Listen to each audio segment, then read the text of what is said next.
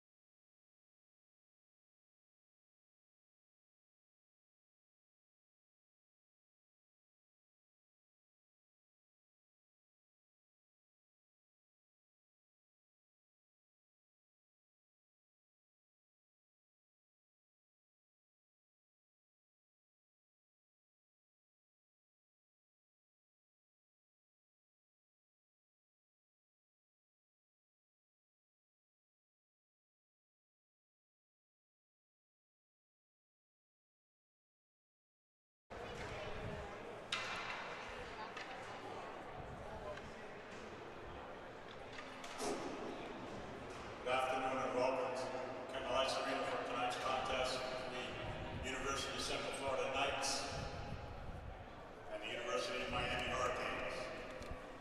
Now your starting lineup for UCF, number 2, Robin Vogels.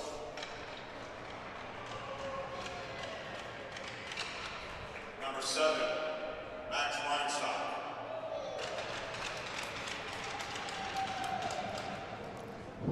Number 9, Justin Gentry.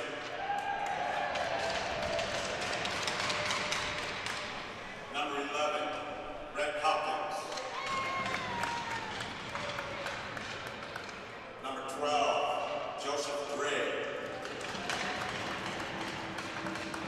And in goal today for UCF, number 31, Philip Hall.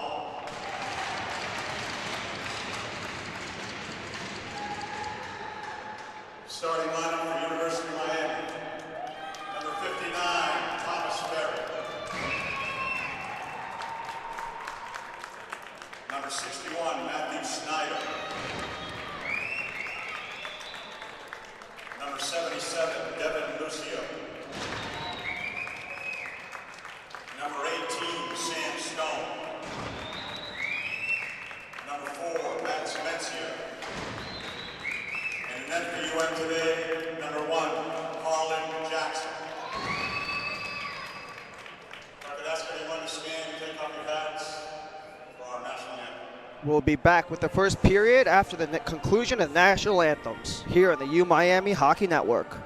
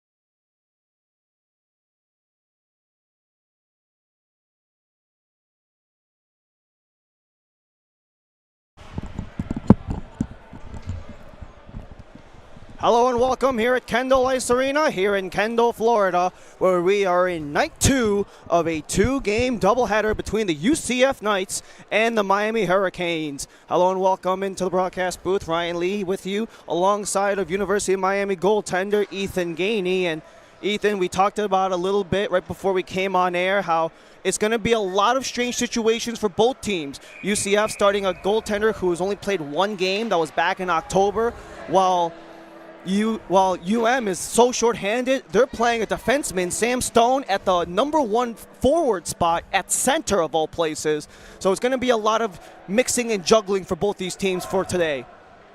Indeed, it's going to be a lot of weird combinations tonight. But the Hurricanes are just looking to make something happen, as last night they dominated play and just couldn't get one on the board.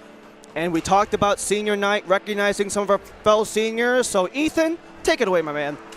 All right. Hurricanes going right to left. Puck down, and we're underway here as Musio has it. Gives it over to Stone. Stone down the near side, chips it in. Giving chase is Hopkins for UCF. But Stone comes up with it out in front. Shot Ferry. It's wide. Dre passes it. Goes straight to Musio. Musio looks towards Ferry. Doesn't have him. Into the zone onsides.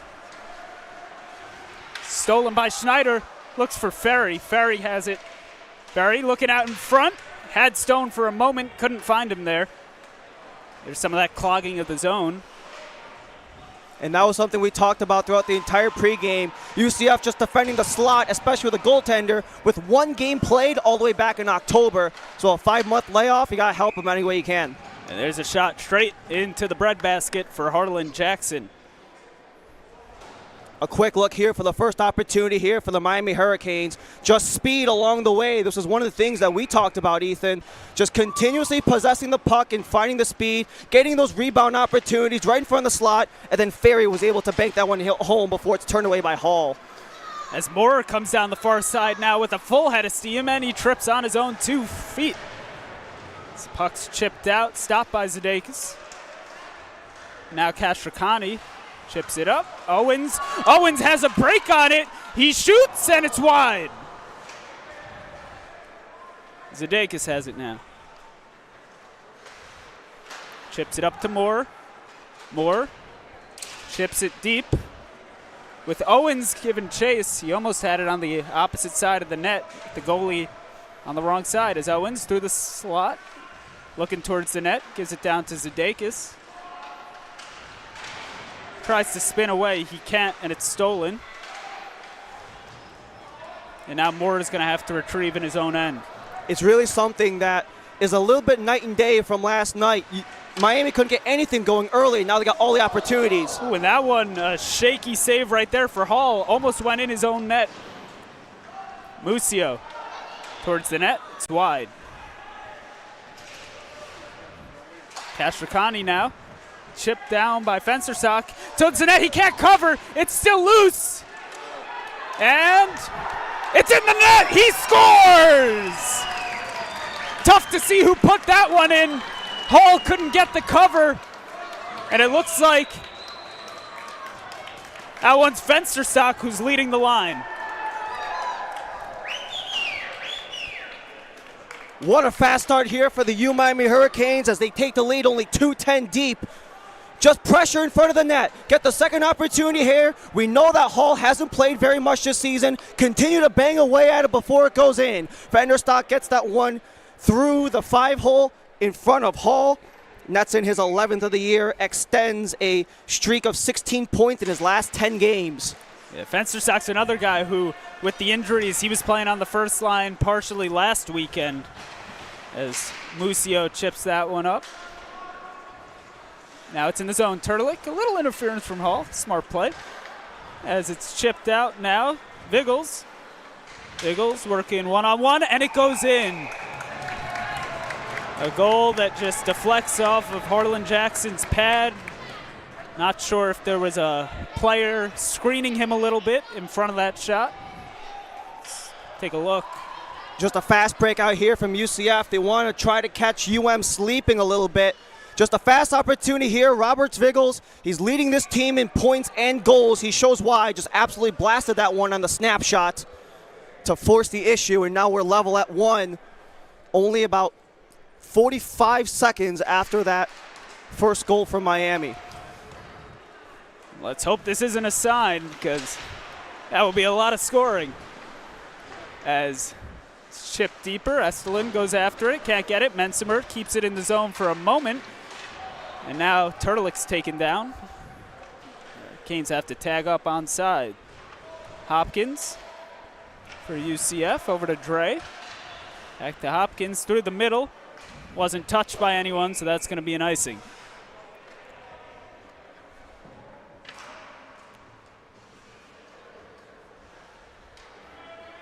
It's almost like a tale of two different games. Yesterday we saw a lot of bodies crashing to the net.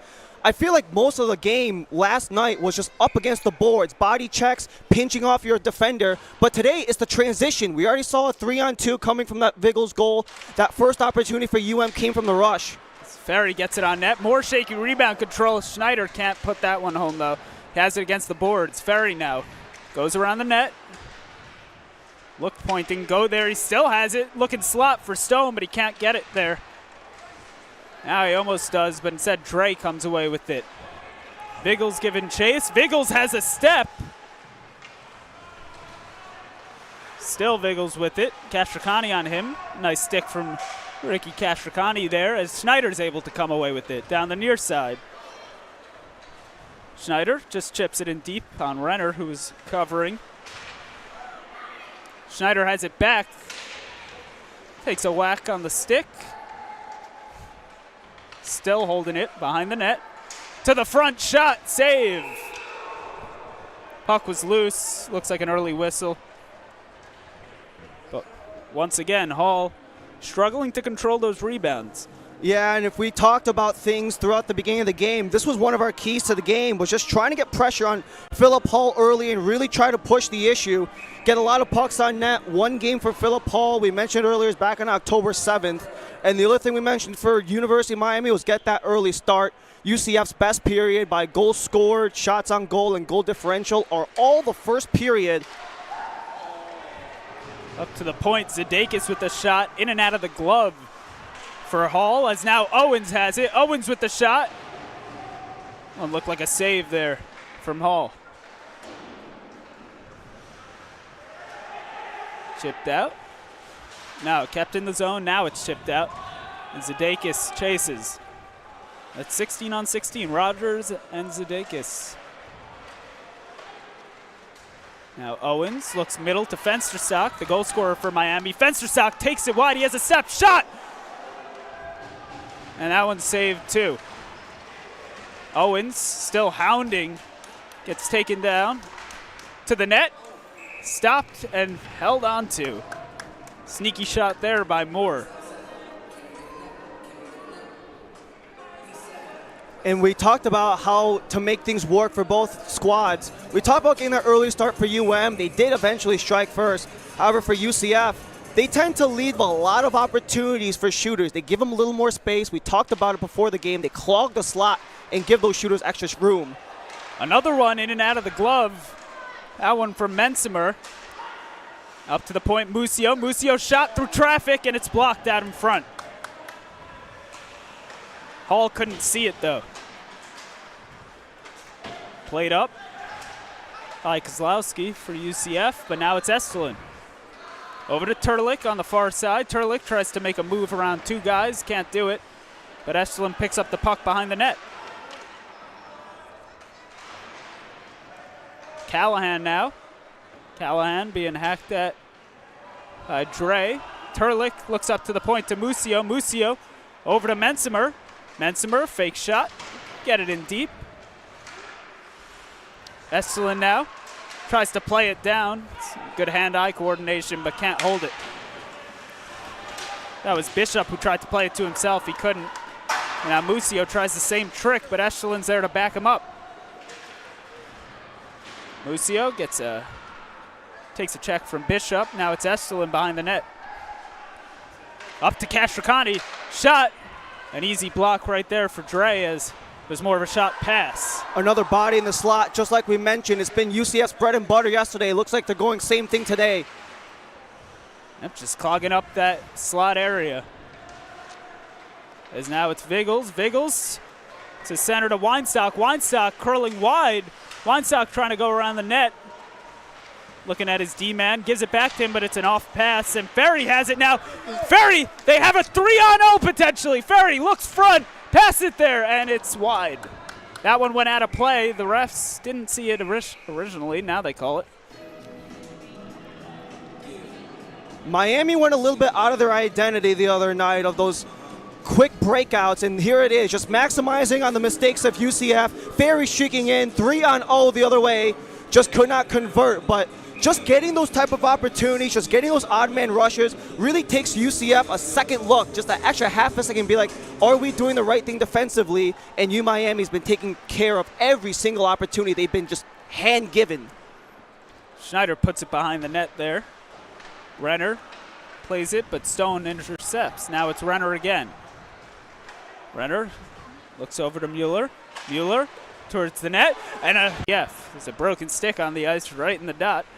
But Hopkins brings it in. Jackson plays it to his defenseman Mensimer, plays it to his D partner Musio. Musio looking up ice for Schneider. He's got a man breaking towards the net, and Ferry, and a man on the backside. It's Fensterstock's shot, blocked. Schneider now, again. Looks to his point man, gives it to him, Musio. Musio puts it towards the net. Tough shot, seen at the last second. Hall makes the stop. Owens to Schneider. It's been a long shift for Schneider. Now to Owens. Looking towards the slot, he had Musio cutting in. He couldn't find him. Back to Schneider. Musio cutting in again. Schneider another shot, and it's blocked and out of play. Lots of zone time here for the Miami Hurricanes, and they're capitalizing the entirety of the way through. The shot there just a little bit wide, but what's the first thing that happens? A recollection by the Miami Hurricanes. Schneider just cycles it back to Musio, and it's another shot on net for Musio. Not just getting first opportunities, but getting second, third, fourth chances on those rebounds has really worked for Miami. As Musio just tried to chip it to Mensimer, it doesn't get to him, but lucky for him, it was Gentry that wasn't able to control for a breakaway. It's now Owens. Played up, deflects off a UCF stick, so that's not an icing. That was Sealer. And now it's cleared down the ice for an icing.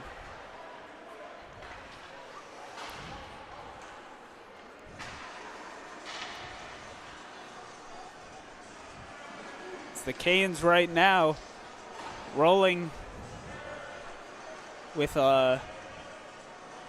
D-pair Michelini, first time on the ice tonight. It's Michelini and Zadakis. And then for the forwards, you've got Gupta, Estelin, and Weissenberger. That one cleared up, looking for a breakout pass, and somehow it gets to Viggles. Viggles with the shot wide. Weinstock now chips it in deeper and out of play.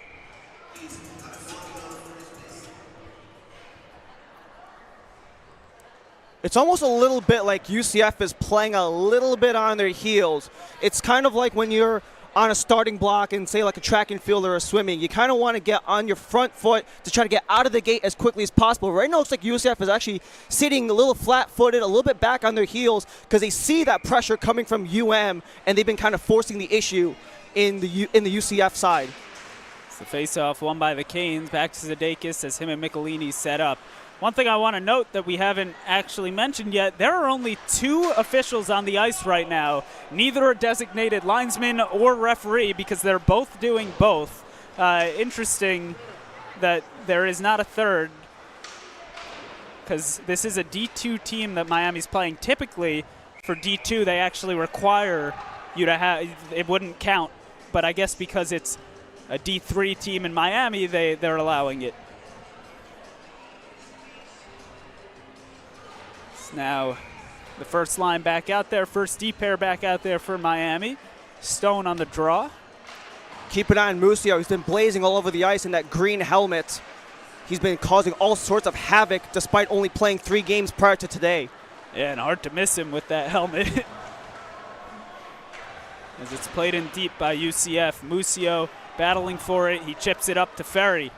Ferry tries a chip pass to Schneider. He almost had him, but Schneider gets to that one first, but it's taken away by Renner. Renner plays it up to Rogers, but turned over, and Mensimer chips it back in, with Schneider and Ferry giving chase. Ferry steals it away, looking towards the front of the net for Mensimer, who had creeped down into the slot, and now it's chipped up and out as Eshelin gives chase. No icing, it dies short. Musio going to look to take it himself, pass it back to Schneider, who is not prepared for that fast of a pass. Now Eshelin plays it over to Mensimer. Mensimer looks into the zone. No ice because of a change, as now Schneider looks up. Eshelin to the front. Can't get it there. Once again, it's Ferry now. And once again, cleared out. Graziati for UCF turns that one over. It's offside. Was not called despite the fact that he touched it. Interesting. There's Kozlowski with the shot. Another rebound loose in the slot. No problem that time, though, as Seiler gives it over to Hopkins. Played into the netting. That face-off should come just outside the UCF zone, as it does. This is essentially the first real high-danger chance for the UCF Knights ever since that first goal. Just a bit of a bobbling puck right in the neutral ice area. Takes it back the other way. A quick shot, a quick save from Kozlowski. He scored a goal last night. But as things carry on, we'll see how this UCF wants to continue playing. As here comes UCF through the middle of the ice now. Weinstock. He has Viggles crashing the net. Viggles has it behind it now, but Eschelin's able to chip it around him. Now Callahan. Callahan down the far side. Chips it into the zone. Right on goal. And it's covered up by Hull. Was probably hoping that that rebound would come out a little more than it did, given the trouble Hull's had with covering the puck, but an easy cover for him. Yeah, and it's not that Hull performed badly in his one game versus High Point all the way back in October. He stopped 23 for 24, so he knows he can get it done. It's just really a lack of ice time. We talked to the UCF coaching staff, really riding that starting goaltender in Jackson Barton. He leads the entirety of College Hockey South and wins, but they're resting him for the weekend. So you got two new goalies on 2 straight days, essentially, for the Knights. As that one's chipped out, Zdekis chases it, picks it up, and goes around Jackson's net. Still has it, gives it over to Moore. Moore who chips it in, not deep though, it's caught. And now played back over from Kashrakani to Zdekis. Fensterstock chips that one up to Moore. Moore tries to kick it to himself, but it ends up going straight to Flanagan. Flanagan plays it around the boards. And Musio picks it up in the slot. Shot wide. Now it's Fensterstock at the point, covering for Musio, who's in the slot. Shot, score! Devin Musio puts himself in a scoring position right in the slot, and it's 2-1 Hurricanes. Yesterday was Musio's first game played since pre-New Year's, and he's been essentially waiting for this opportunity. We talked about it. Watch him as he might cause some havoc, and here he does. Gets that first shot on net, rebound loose in the slot, finds his way into the wide open slot, and just bangs that one in. Nobody even within a country mile of him. He had all the time and space in the world to execute that slot shot. And you talk about the unsung heroes of that play. Fensterstock having the wherewithal to cover the point after Musio crashes in. Make sure that puck doesn't leave the zone. Pretend you're a defenseman for a moment, cycle it around, and Musio gets into a good spot in the ice. Yeah, absolutely, and the Hurricanes have an excellent zone time today. It was one of the big things they struggled with. Couldn't really maintain that zone time. They got kind of those first opportunities and couldn't get those second, thirds, fourths. That was one of those rebound opportunities turning into a goal for UM for the 2-1 lead. So now it's Stone in his own zone. Stone tries to play it up to Schneider. Can't get it there. Now Schneider might have a 2-on-1. But it's played away from him by Flanagan. Penalty called right there for an interference. That's going to go against the UCF Knights, against Carson Mueller. And this is kind of one of those weird things that we noticed yesterday is the sheer lack of penalties. It's almost like we're approaching playoff time, let these guys play a little bit, but sometimes when the call is a little bit, for lack of a better term, a little more obvious, they're going to let those ones go. But it's like they were letting everything go yesterday, and everything looks like they want to tighten things up. Yeah, it's also with 2 referees, they kind of need to make these calls now because otherwise they're going to get taken advantage of. So here's Castricani now towards the front of the net. Moore loses it. It's in his feet. Zidakis, a nice play to play that one down. What hand-eye coordination as Fensterstock has it now. He was looking for Moore crashing, couldn't get it to him. Zidakis over to Castricani. Back to Zidakis. Shot tipped in front and wide. Cleared out straight into the UCF bench. That faceoff should stay in the zone. Miami is so dangerous on special teams.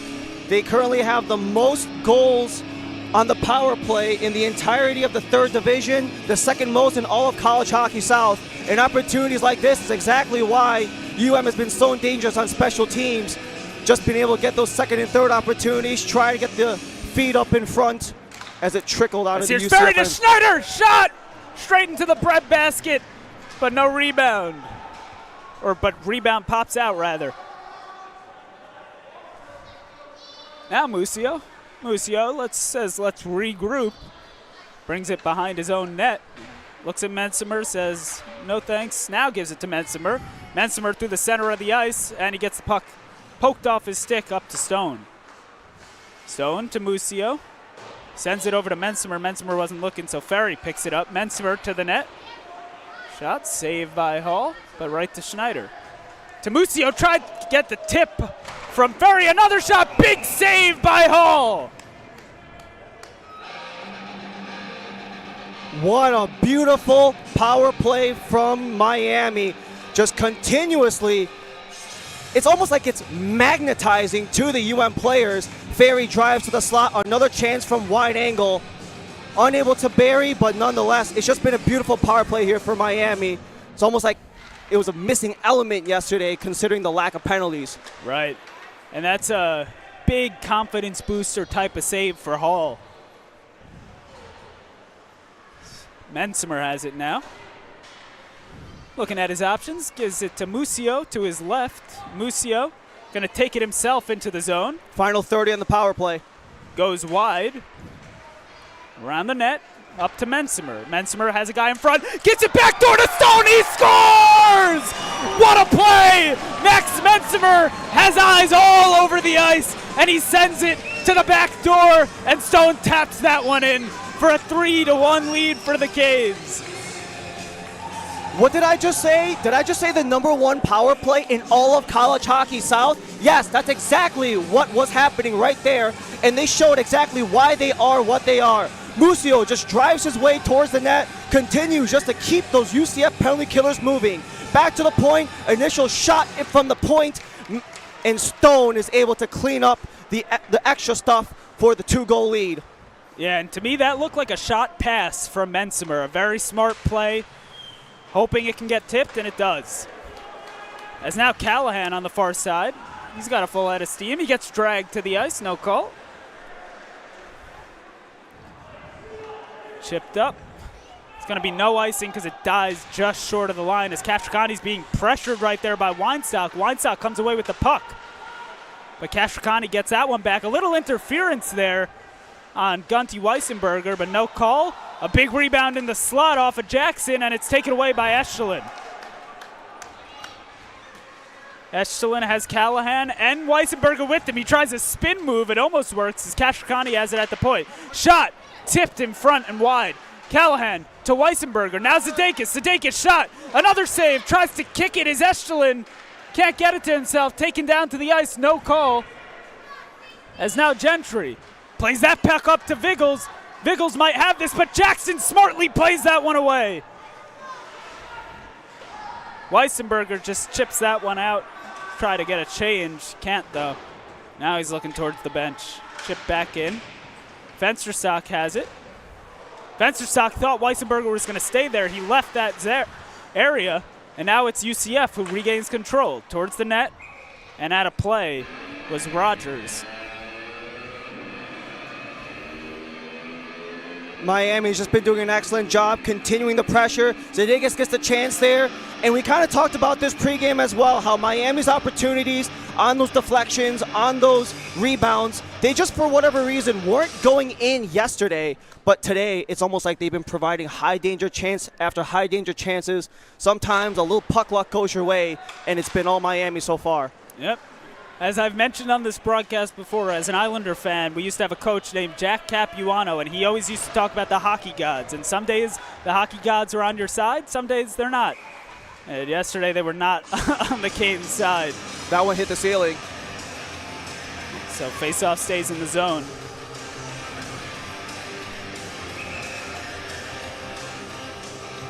And what was our top key of the game for the Miami Hurricanes? Get started early. We mentioned this earlier. UCF's best goal differential by period was the first period.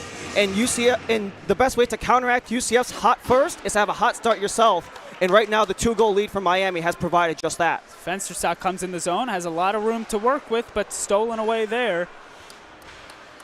Now UCF tries to play it through the middle. It's Dre. Taking it himself. Now it's Renner, has to grab it outside of the zone. Played straight to Owens. Owens chips it in, a little bit of interference there from Renner. But no harm, no foul. As Owens picks it up. Has Michelini and Mensimer as the deep pair. Moore.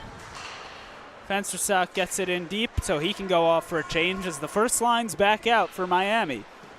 Stone, Schneider, and Riker Ferry.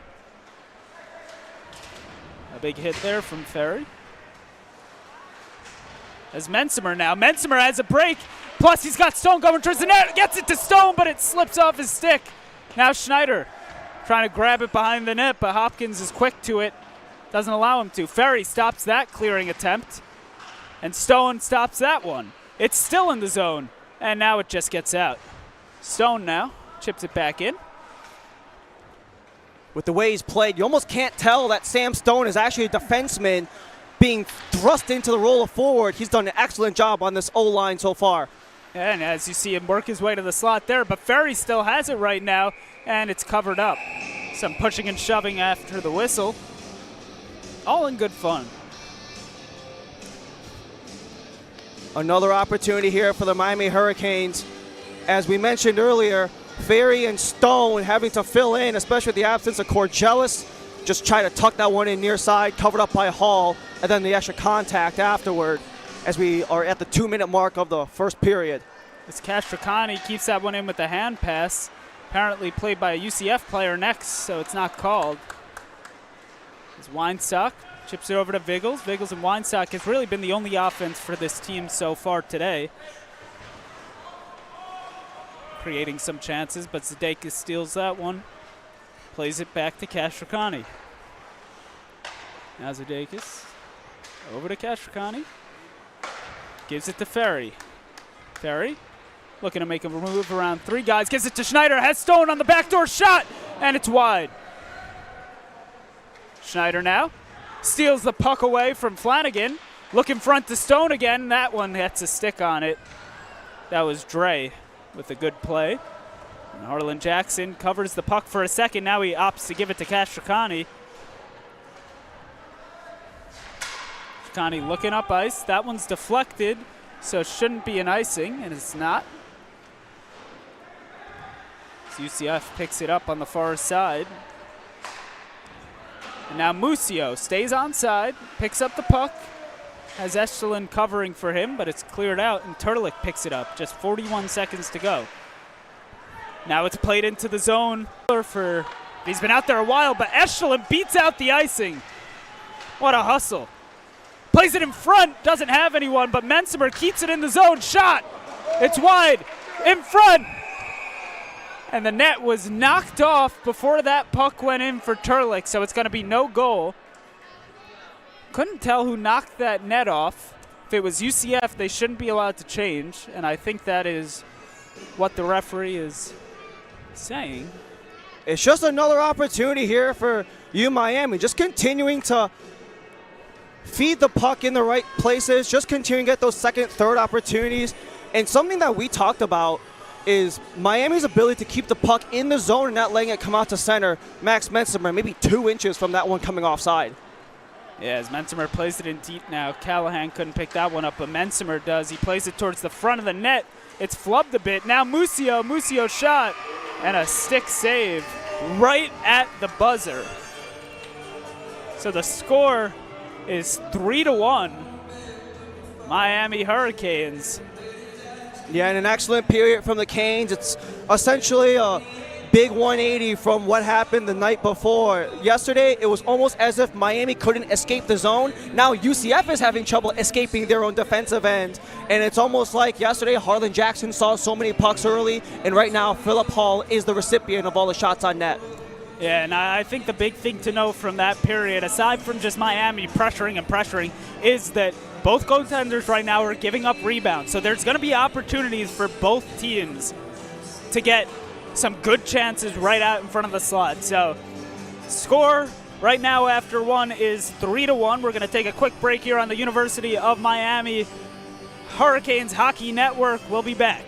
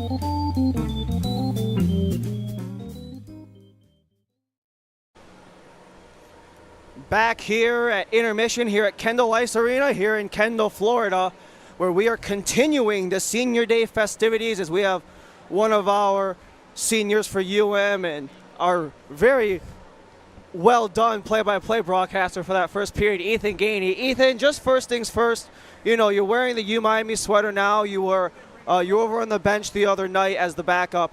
Just talk about what it means to you being a part of this team and how U Miami hockey has not only challenged you, but also how it's continued to push you going forward, both on and off the ice. Well, I mean, first of all, obviously just getting to wear the U is pretty special, right? You know, there's some legends that have worn it, maybe not in a hockey jersey form, but certainly in football and basketball, and so that's special. But just being a part of this team, especially over the past couple seasons where we were struggling, you know, the first season I played here, we were an okay team, making some strides. Then last season it was obviously just an awful season, didn't get the right commitment that we needed from players. And now this season, to see it all turn around again in my last time playing, you know, competitive hockey as a quote-unquote, like, youth, you know, hockey, because after this it's all beer league. So that's really just special. Yeah, absolutely. And, you know, you mentioned it earlier on the broadcast, you know, you mentioned the Islanders, you know, you're a New York guy. Just talk about what it's meant. I got a chance to meet your folks the other night. Talk about what it's meant, just having them come down, make the trip, and essentially celebrating you and the career that you've had so far. Yeah, you know, my parents, they're sitting to the left over there, and it's really cool to have them here because obviously when I was playing high school hockey, they're at every game, and so you know, they're watching. I had a senior night when I played in high school too, and that was one of my best memories playing. Yeah, we actually won that game 3-1. So I played well, and it's cool to have them be, but you know, recognize that, hey, look, I wouldn't be here without them. And just one last thing going forward, we've been talking about all weekend, you know, you guys punch your ticket to Lakeland, so this isn't the end of the journey for you or your U Miami career. And you've been able to essentially, you know, due to the 5 goalies on your roster, which alone is unprecedented, but just being able to take kind of that bird's eye view of what this team has become and how it's been able to evolve over the past couple of seasons, as you mentioned earlier in that first question. Talk about what you've been able to see kind of in a semi-in but also semi-role, you know, coming in and out of the lineup as a backup keeper. Just what you've seen in the evolution of this team going from, as you mentioned, okay to 1 win last season, top to the division in an automatic playoff spot in Lakeland next week. You know, I don't want to boost your ego too much, but this is a really good question because I think that the main thing that's changed is guys' attitudes. You know, a season ago, if Tom said to maybe, you know, without naming name, to another player, hey, you're not going to play tonight. Hey, sorry, we got to suit these guys up. People would have complained and they wouldn't have shown up to the game. Now we have guys that aren't dressing and they're just sitting on the bench and helping out, change lines. Or guys, sometimes they come and help do the camera with the broadcast crew, and it's like we did not get that level of commitment in the past, and now everyone's sort of bought in and realized, hey, I don't need to play every night, but we still have such a great camaraderie and like brotherhood in the locker room that everyone's just happy to be here and to just be around each other.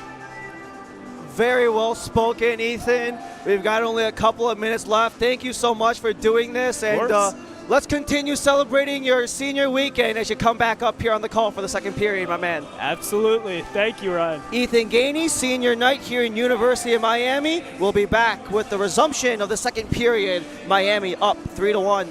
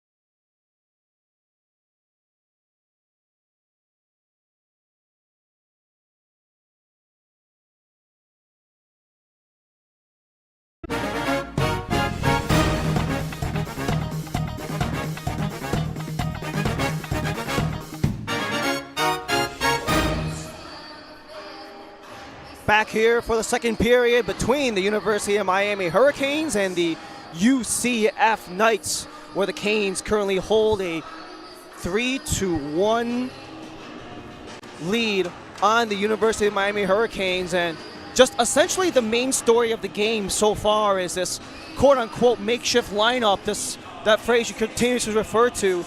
And normally whenever you see a situation where a defenseman is filling in for lack of forwards, you might see them rotate in or, just coming in, mishmashing the defensive pairs. But this is a whole different strategy that Tom Amello's pulling off. He is putting, we mentioned earlier, Sam Stone, a defenseman, not just playing forward, but he's playing the number one center position of all things. And so far, the Canes have done nothing but just roll with the punches and adapt everywhere they've gone, and the execution has been beautiful. I'm sure Coach Tom is very happy right now. Yeah, and frankly, I can't think of a better guy to go from defense to the first center than someone like Sam Stone, because he really is, as we discussed before the game, the type of guy that can just take that puck himself straight through into the offensive zone and get a play going. So for Stone, I'd like to say I'm surprised. I'm surprised at the lineup decision, but I'm not surprised that Stone is able to do what he's doing tonight. Now, speaking of how UM has performed, let's talk about how UCF has performed. They're down 2 right now. We got a chance to talk about it a little bit in the intermission. It's almost a 180 compared to what we saw yesterday, where Miami was the one facing all the pressure, and now Miami's the one giving the pressure to UCF. More or less, what changed in less than 24 hours to force this 180 turnaround between the Knights and the Canes? I think it's two things. One, I think Miami has already tonight done a better job of using their points and having guys fill in when the point man comes down. We said it earlier with Fensterstock, filling in at the point. A couple times yesterday, a D-man would come down and no one would fill in for them. So that's one thing. And the second thing, and by no means am I blaming anyone, but I do think that the rebound control from Hall has played a difference compared to what we saw from Cass yesterday. Cass was holding on to that puck a lot. There's been a couple pucks that have gone in and out of the glove of Hall and led to scoring opportunities for the Hurricanes. So certainly those goals were not his fault. They were tough shots and on the back door and stuff he couldn't get to. But the reason that the Canes are sustaining offensive pressure so long, at least a couple of those shifts, was from a puck that just popped out of the glove. As a guy who puts on the pads himself with the blocker and glove, I'm sure you know exactly what you want up in front as period 2 gets kicked off. And here's Schneider chipping it in. Behind Hall now, picked up by Dre. Dre turns it over. Schneider almost gets it in front. Metzimer with the shot. It's wide. Stone has it on the back door. Stone still holding it. Hopkins trying to take him out the puck. He can't, and it goes to Ferry. Now Stone again. Stone gets it chipped away from him by Weinstock. Out in front. Vigil plays it with a hand pass, but Metzimer takes it away, so it's no call. Schneider has Stone in the slot. Stone with the backhand move, and he's stopped by Hall. Stone gets it back again. Another save. And the net's off, so the whistle blows. It's almost like the speed has just come in. That first and second intermission really put some juice inside of the gas tanks for Miami. We saw a couple opportunities there for Sam Stone, had that rebound just before the net came off, and Stone, for a guy who's really shown he can provide that offense. 3 assists versus Lynn in one of those 2 games, got a goal versus Embry-Riddle as well. So, those offensive defensemen, he's been stepping up big time for the Hurricanes. Sudeikis has it now. Plays it straight to Hopkins, who chips it back in behind Jackson. Castracani turns around, loses the puck for a second, but he gains it back and plays it up to Moore. Moore trying to get to that puck first. He does, and now Owens has it. Chance for Owens. Can't get the shot away, though, so Owens curls back through the slot, takes the shot, and it's blocked away by Renner. Renner tries to chip it out of the zone. Sudeikis keeps it in, though. Big butt. And it's wide. A big body up in front, and Rob Renner, 6'2", 218, got a goal yesterday. He's South Florida native in Davie. He's trying to show up as he returns home. As played in front, Owens had a chance at it, and it hops over his stick. Sudeikis Can't get that puck, and Vigil just plays it straight to Kashrakani, who loses it. Fensterstock. Looking up ice, gives it to Owens. Owens, 1-on-2, has Fensterstock with him, pass it a little just past his stick and into the boards. Fensterstock chipping away at it, so is Owens. Moore gets it though, plays it in front to Owens. Zadakis in the slot, shot wide! Fensterstock plays it back to Mensimer. Stop, and out of play from Hall. Just another great opportunity here for Miami as they continue to put that pressure in the offensive zone. It's only 2 minutes deep inside of the first period, but you can see those chances almost like they're just getting drawn to a Miami stick. They're not even skating to it. It's almost falling in their lap, and they're not wasting those opportunities, trying to maximize them every chance they have. As face-off won by UCF forward, and so that's Rogers now. Rogers working on Mensimer. Rogers tries to put it in front of the net, doesn't have anyone. Shot. Jackson gives up another rebound, but a good save there on Hopkins. As Weissenberger tries to play it out. Right to Mensimer. Mensimer has Estelin. Estelin just gets laid out as a little bit of a suicide pass. And now Turlick takes a big hit from Hopkins. Estelin tries to move through the slot. Tripped up. And Musio and Hopkins on that one. Musio chips it off the boards, and Mensimer has it. Mensimer looking to Estelin. He's got Ferry. Estelin dragged offside, and it's called after Musio touches up. Could have been a golden opportunity there, and just offside. Yeah, and Estelin was one of those new additions right at the semester. Played his first game in that first game of the second semester in that 2-game series versus Lynn, and he's been off to a super hot start for the first year. 5 points in 5 games for Elian Estelin. And that's another one of those guys who's had to step up and play in the first line a couple times already, just joining the team because of some injuries. As Gentry... Oh, puck came loose. Maybe an early drop accidentally. As Weinstock comes in for the faceoff for Stone, and Weinstock wins it back cleanly. Trey.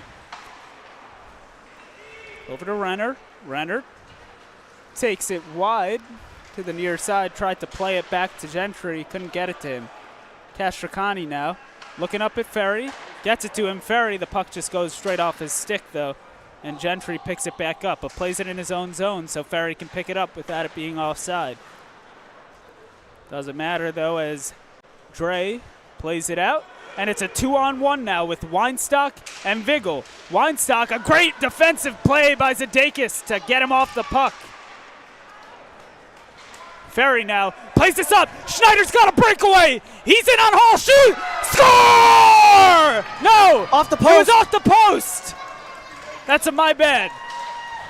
Forget about that one. It never happened. Anyway, here comes Ferry.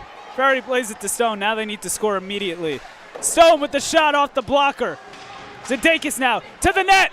Almost squeaks through under the blocker, and it's covered up.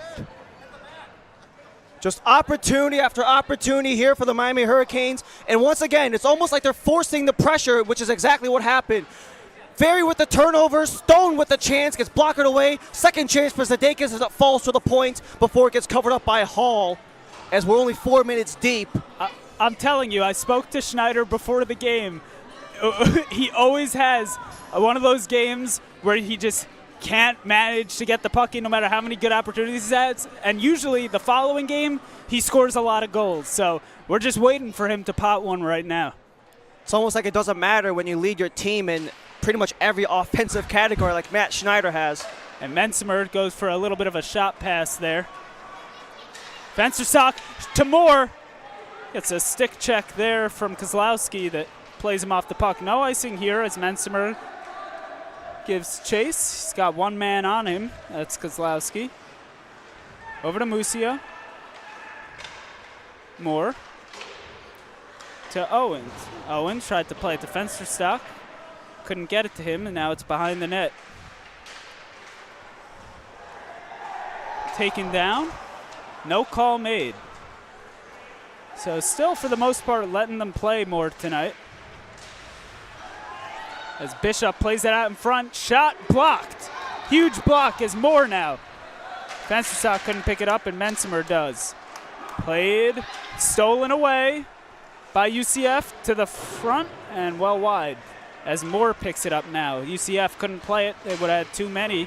So Moore has some space but can't do anything with it. A huge holding penalty right there.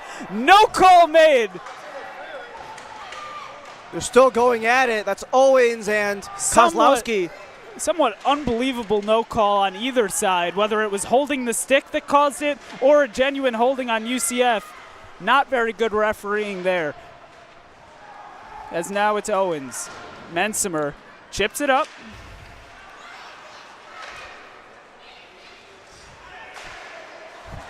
And Fensterstock now.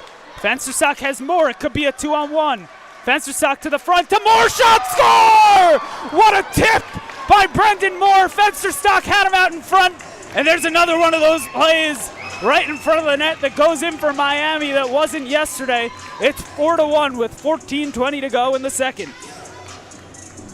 This is just a great transition play as the 2-on-1 gets set up from Fensterstock. Just tip it up in front, and Brandon Moore scored the lone goal was a part of that line that produced a lot of offense yesterday for Miami. He had 2 points versus Embry-Riddle and gets 1 here versus Miami to beef up this lead to 4-1.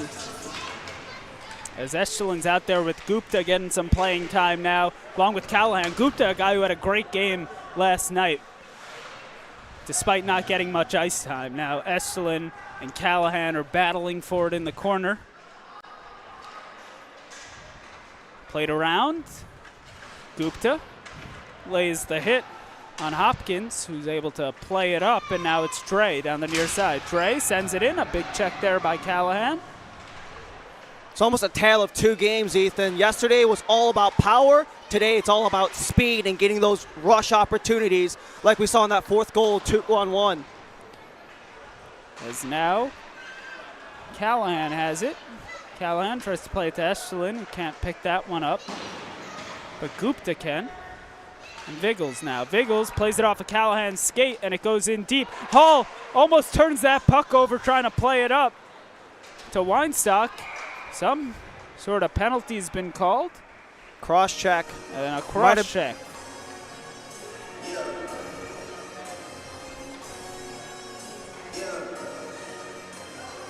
It's going to provide the first power play for UCF. Yep. And it seemed like UCF at that point kind of, I hate to say deserved it, but they had a couple calls that probably should have been called trips on Miami that they didn't. So finally UCF gets a power play. Just be careful if you're the Canes. They've allowed the 2nd most power play goals against in all of their division. Behind the net now, up to the point to Hopkins. Hopkins looks towards the front. It's blocked away and cleared out of the zone. Stone giving chase. Hall plays it. It goes through his legs. Hall really struggling to find that puck. And now Stone tried to play it to Ferry, but it hopped over his stick. Played back to Viggles. Musio now battling with Viggles. In deeper for UCF. Shot on Jackson. Save. Holds his post. And now Ferry chips it out. Ferry giving chase. Musio's going to change with Castracani in the meantime. Stone steals it away. Stone just trying to waste some time still. Or rather, that was Ferry. Stone was in front. Speaking of Stone, it's provided a really unique opportunity for this UM penalty kill, having 3 defensemen out there with Stone posing as a forward, so it's going to provide a lot of extra defensive awareness and spaces getting taken away for UCF because they have that 3rd D-man out there. As Callahan steals it from Flanagan and sends it out. Now it's Rogers. Rogers makes a move on Mensimer, gets to the front, and a nice play by Castracani to get the stick on it, and then to clear. Beautiful diving block up in front. Jake Turlick absolutely laid out to prevent the shot from getting towards the net. Had the puck loose on the side of the net and drew out the clear. Now Callahan and Turlick. Final 10. Taken out of the zone, it's Weinstock. Weinstock goes wide on Turlick. Looking at his point man, gives it to Renner. Renner spins back to Weinstock. Weinstock now. It's checked by Michelini, who's getting some PK action. Back to level. Backdoor in front, wide. And now the net's knocked off its moorings, so we get a whistle. They're saying that the Canes cannot change, which means Miami must have knocked that net off. I actually want to show a really unique play, Ethan, talking about the commitment of the guys up in front, as you mentioned earlier. The cycling of the puck of the UCF power play has an open opportunity there, but the block in front by Mensimer, he can see him hobbling right at the end there before he heads to the bench. The commitment of the blocks on that penalty kill. Big plays that you need from your big defenseman. And now Hall just chips it into the corner, but straight to Schneider, who plays it in front to Turlick, and can't get that puck to him. But now it's Esterlin. Shot, saved by Hall. Schneider now, up to Michelini. Michelini with the shot, and it's blocked. Tried to play it up for a breakaway to Gentry, and it's well offside. Still offside. And Esterlin controls. They tag up. Turlick tried to go to Schneider through the center of the ice. As Esterlin now looking at Castricani. Can't get it there, so he gets it back himself. Plays it low to Schneider. Back in front. What a beautiful play there. Just couldn't finish that one off. The give and go. Schneider now looking at Turlick out in front. Doesn't think he has him, so gets it to Castricani. Shot, score! Ricky Castricani puts that one into the toy department. Castricani goes corn picking, and it's 5-1 Hurricanes.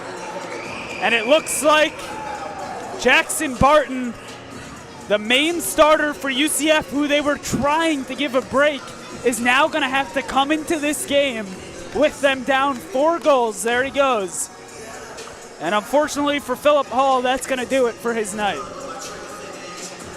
You know, Jackson Barton, it leads the second division of CHS in wins, but let's just focus on the play that set up that Castricani goal to begin with. Schneider in front, Castricani just blazes one, and you can see in the shooting lane, nobody was taking it away. He had a wide open lane all the way through, just drills that one top corner over the shoulder of Hall for that now 5-1. UCF plays through the center of the ice. Up to Rogers. Rogers gets it knocked away by Mensimer. Mensimer gets taken down to the ice. And now Stone. Stone just looking for some help. He gets it from Mensimer to Musio. He's got Ferry breaking up the ice. He sees him and gets it there. Ferry working one-on-one. Can't get it past the defenseman, that's Flanagan. So he plays it into the corner and battles for it against the boards. Now it's Flanagan again. Ferry, though, steals that one. He's got Stone in front. Stone can't get a shot away, so Musio has it now. Musio to the front, just wide. Now it's Ferry. Ferry with the shot, and it's high and out of play. Deflected. A very unique situation for that top line of Schneider, Stone, and Ferry. They were out right before that Castricani goal. They stayed out there for at least another full minute afterward. So it's not just the fact that this concoction of a line, to say the least, is out there, but they're playing extended minutes and multiple shifts at a time. Right, and we've seen some extended minutes from this line as well, with Moore, Owens, and Fensterstock. It's really been those 2 lines for the most part, with some sprinklings of the others. So now here's Owens down the near side. Moore just tried to whack at that with one hand, couldn't get it off of Dre's stick, and so Dre takes it in, chipped into the zone. Jackson plays it away from his net. And Owen somehow sent that one on a directly vertical line into the roof, the ceiling rather. That was pretty difficult to replicate sort of chip up.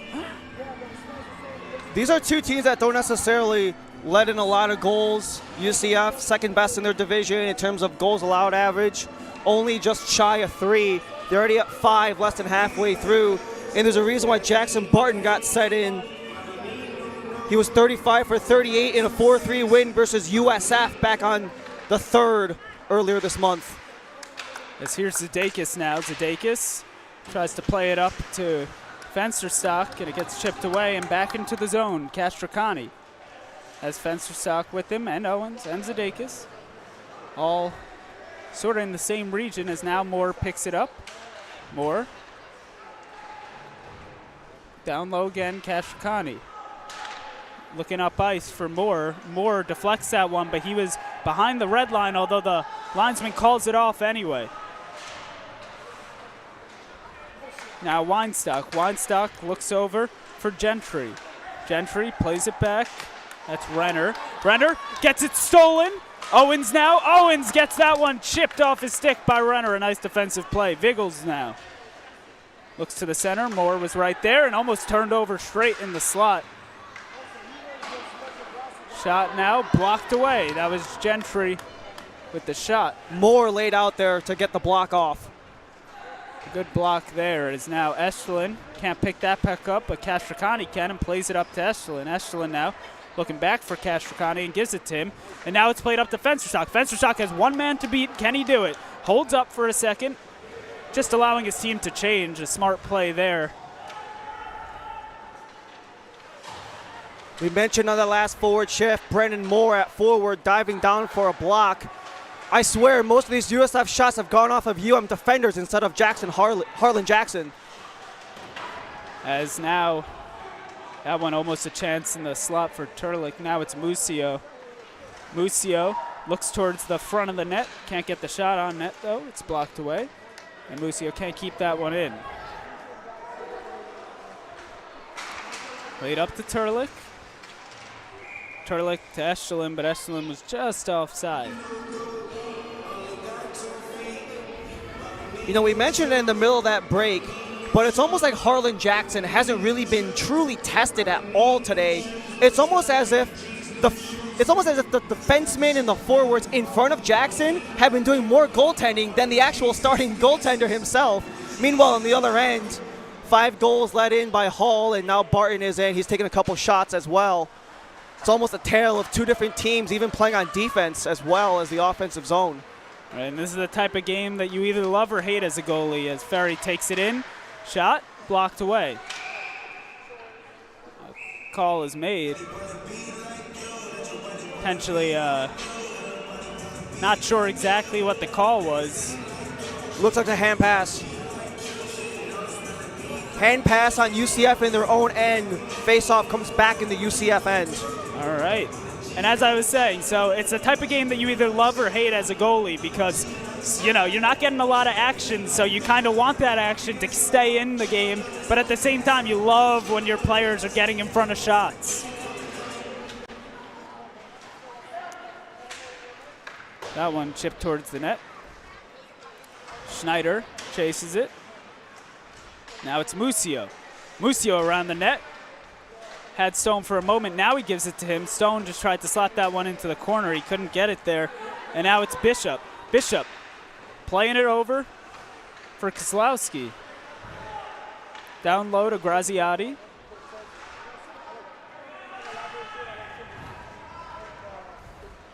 And now Ferry picks it up. Ferry looking at Schneider. That was an intentional pass wide, and Schneider steals it for a second from Barton, but can't pick that one up after Renner makes a nice defensive play. Now it's chipped up the boards. Viggles giving chase along with Zidakis. Zidakis now takes it wide. Shakes away from Viggles. Zidakis still going by himself. Shot saved by Barton, and he covers. Sometimes you just gotta have one of those guys just say, hey, I'm him, and let me put this team on my back. Evan Zidakis, end to end, in the middle of a UCF change nonetheless, as he just drives in, goes for the wide angle shot, was looking for goal number 5 on the year. Yep. But he's been excellent so far today, offensively and defensively. He's got a really hard shot, too. If he's able to get enough time to get it off and get that full release on it, he can really wire that thing. As in the slot, Viggles, a nice save by Harlan Jackson, running to the breadbasket, and he gets the cover. A tough turnover by UMiami forces this one the other way. But this is also UCF trying to make their opportunities go. as Owens just tried to get the pass off, flubbed up in front by the D-man, so just shot on net. Just get it quick to the net, try to force something to go as Renner just let that one fly. Weinstock loses that draw to Owens. Now Castricani. Fensterstock couldn't get a stick on this. This should be icing, and it is. Something that we mentioned yesterday, not so much today, but the way things have gone yesterday, if you are really, a lot of hockey fans can attest to this, they don't really want any external factors potentially playing into the outcome of the game, whether it be the officiating or whatever else it may be. And right now, aside from the one power play for each side, referees have let these guys play, and these guys, the 5 on the ice, or 5 plus a goalie on the ice, they're the only ones determining the fate of how this outcome is, and it's turned in lovely if you're a Miami Hurricane. Yeah, that's a good point. You don't have any other factors really at play besides the way that you play. It's been a pretty even game call-wise, and not many of them. As Flanagan can't reach out for that puck, so Zadakis takes over.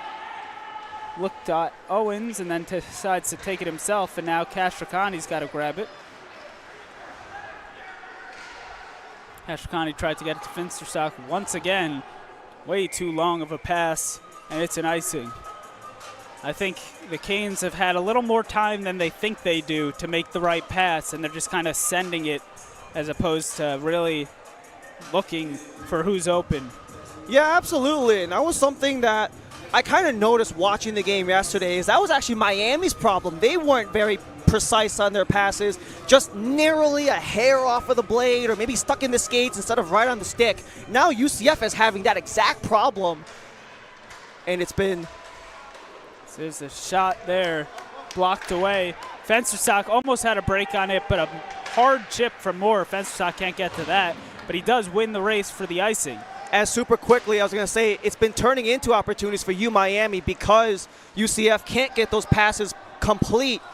It was a problem that Miami had yesterday. UCF maximized. Now UCF can't quite get those passes clean, and now Miami's the one capitalizing as they continue the 4-goal lead with under 4 to go in the second. As finally that line's able to get off after multiple icing calls, and now that should be an icing for UCF.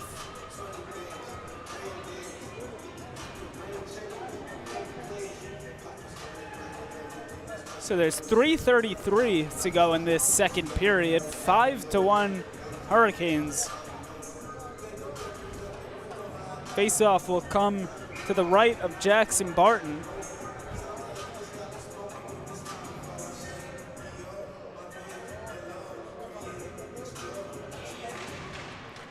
Eshlin wins that faceoff back to Musio, takes the shot, deflected in front. Callahan now gets to it. Mensimer tries to send that one to the front of the net, and it's wide.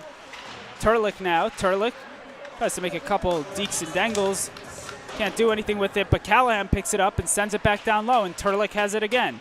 Turlick to Mensimer. Mensimer with the shot. Save, rebound, score! Elian Eshelin puts the Canes up 6-1.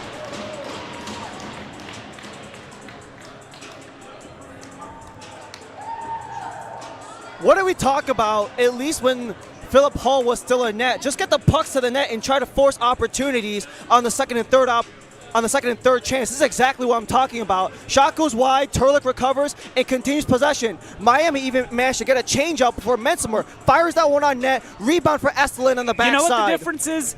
If that play happened yesterday, Turlick is probably going to try and curl around and take it to the slot himself. Instead, he makes the smart play, gives it to Mensimer, who's wide open and has plenty of space. Mensimer gets a shot on net, and the rebound's right there. Yeah, absolutely. And they say just throw the puck in the net. No, doesn't matter what sport it is. Any of those type of ball and net sports, hockey, lacrosse, soccer, just send it in the general direction of a net. Sometimes a funky bounce or a little bit of puck luck, ball luck, depending on the sport, just happens to go your way. Right on the doorstep for Elian Estelin. 5 goals in 6 games for him. Gupta wasn't happy about that offside call. He might have a case. He did fall down, but he wasn't completely over the line when he did. So tough one to call against him as Viggles plays that over to Weissenberger. Weissenberger with a soft pass there, almost turns it over. It's also a little weird for UCF. Yesterday when they were getting on the attack, it's like they were swarming. You had 3-4 guys coming in at once, and now they're kind of going in a 1v4 into the offensive end. As we saw there, only really one guy trying the offensive play. The other guys were kind of loosely supporting him. It's now Weinstock. Weinstock tries to play that one to the front of the net, and Weissenberger just clears that one down the length of the ice for an icing. No, he weighs it off at the last second. Wow. It was an icing until it wasn't. Weissenberger gets that one in deep, so Gupta can change, and so can he.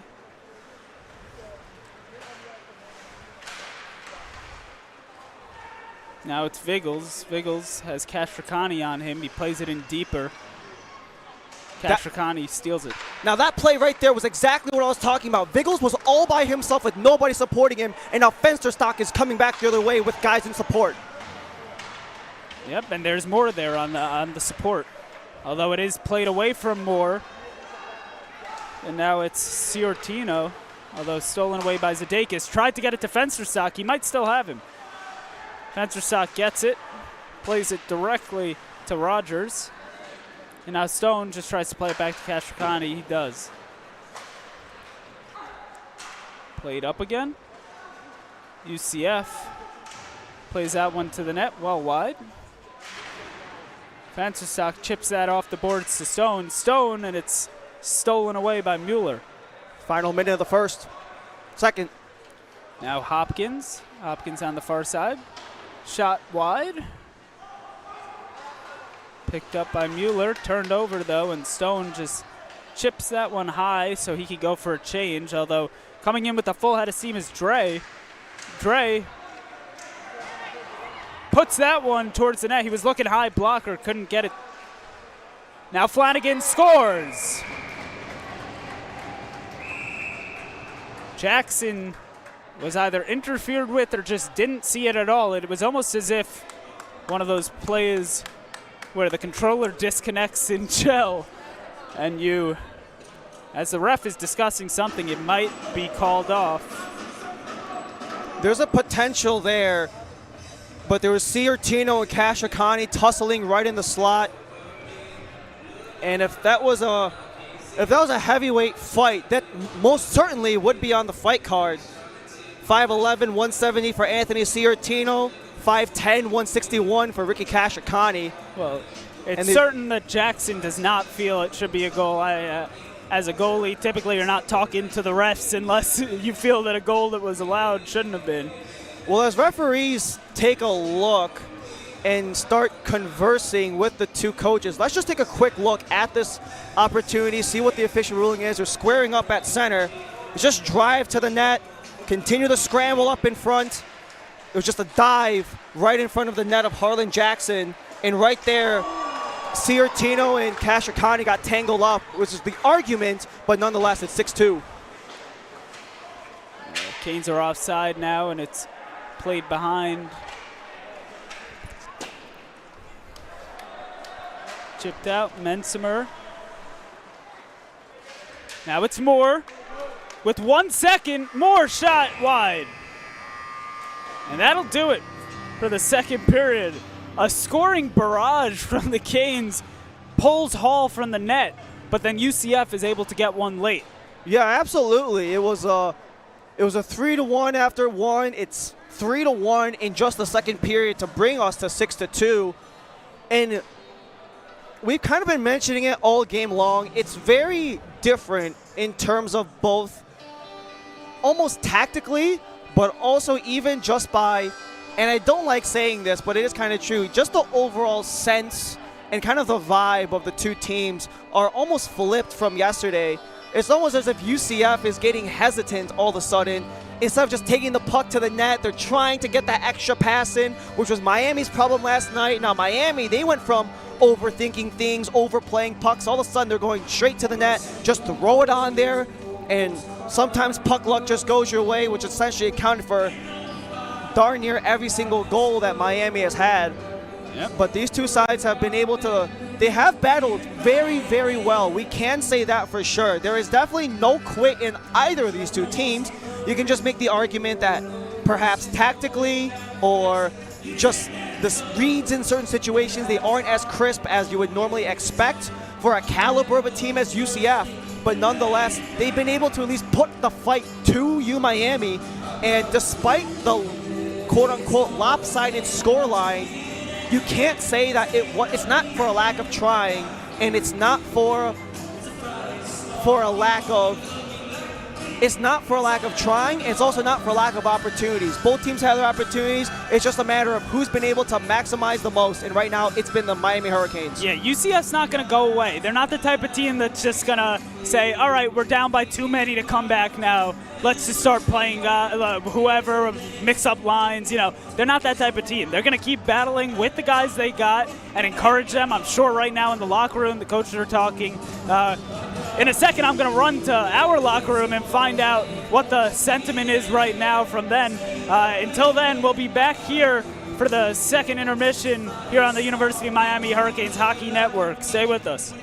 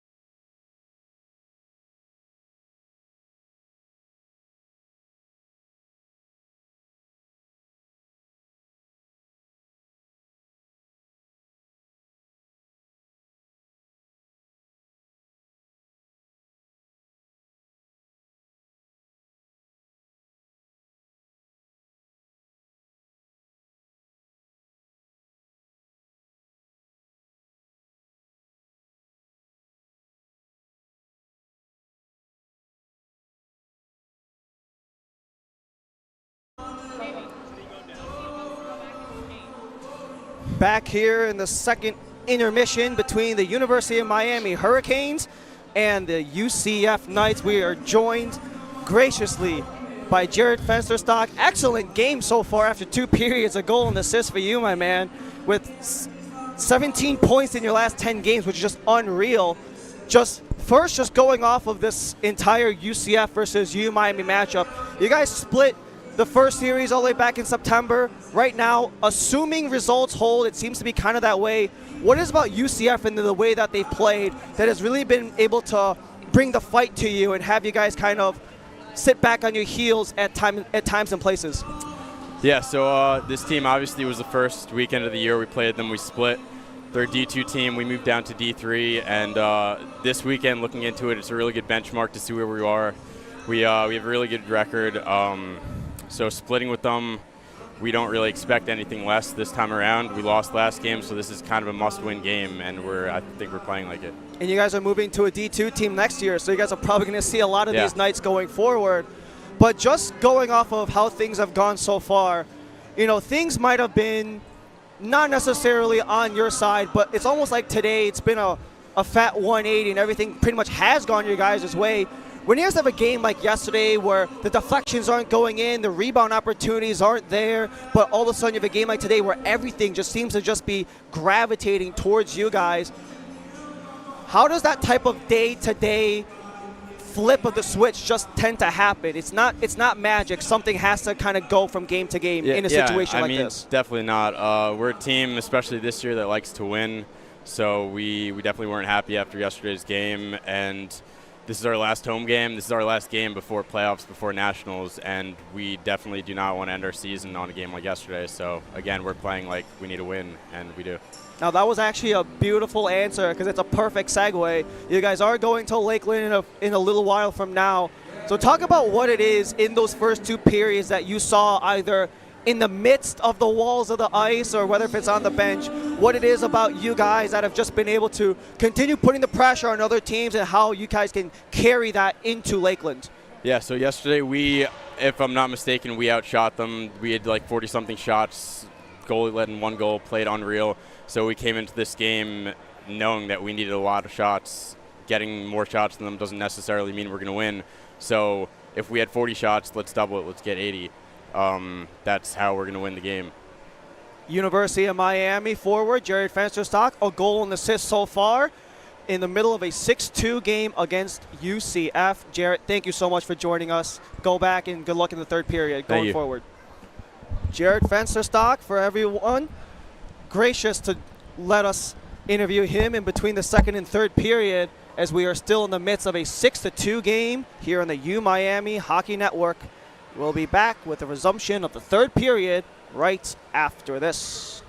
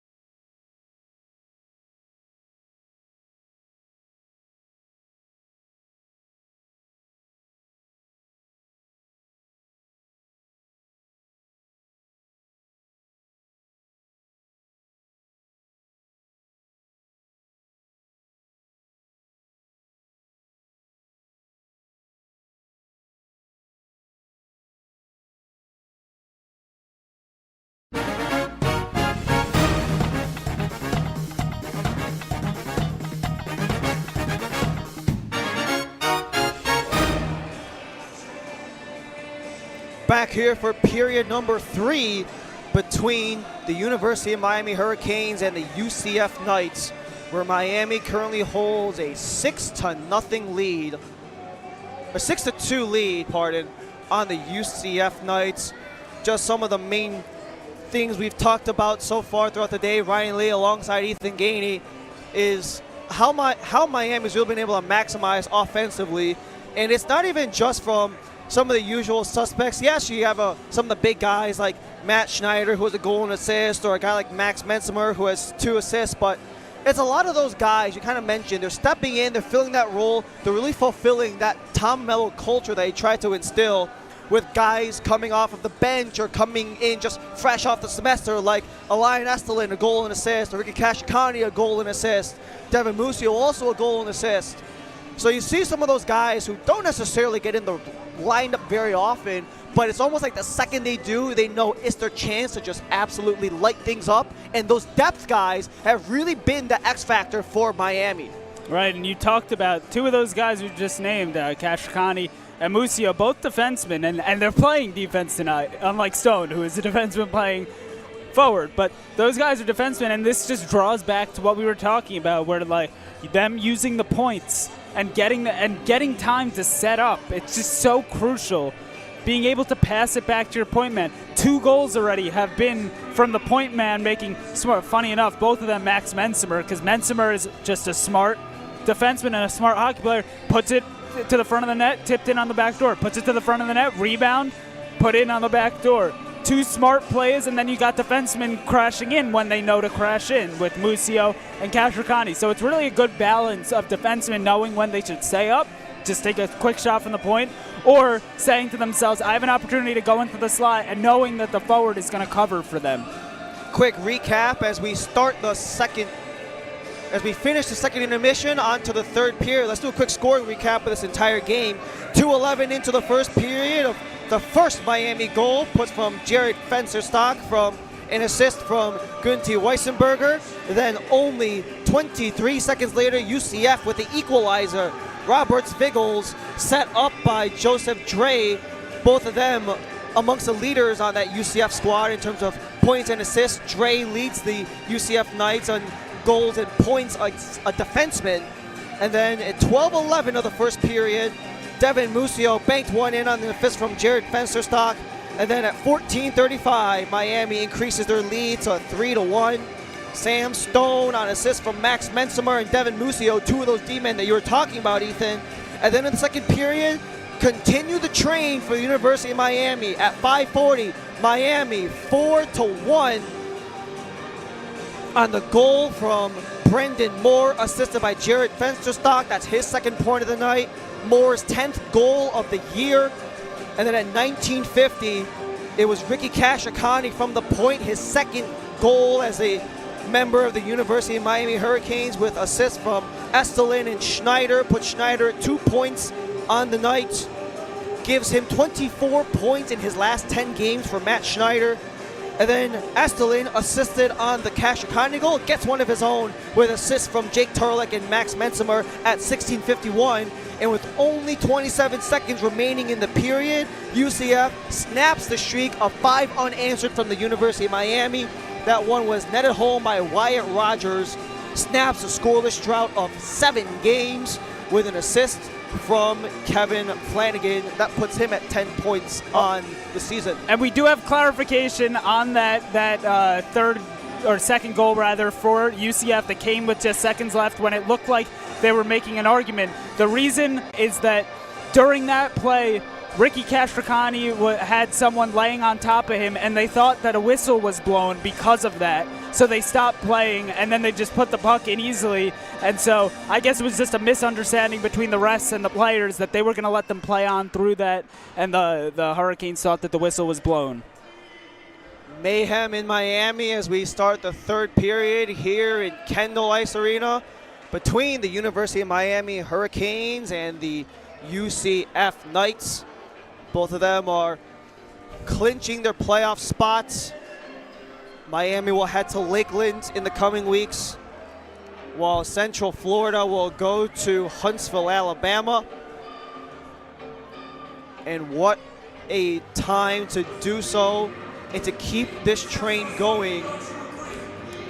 As we have that top line of Schneider, Stone, and Ferry coming out with Musio and Mensimer backstopping. Meanwhile, UCF want to continue the run of the guys they've been running on, as this one's going to be chased in deep by Schneider. Tried to send that one up in front before it gets blocked.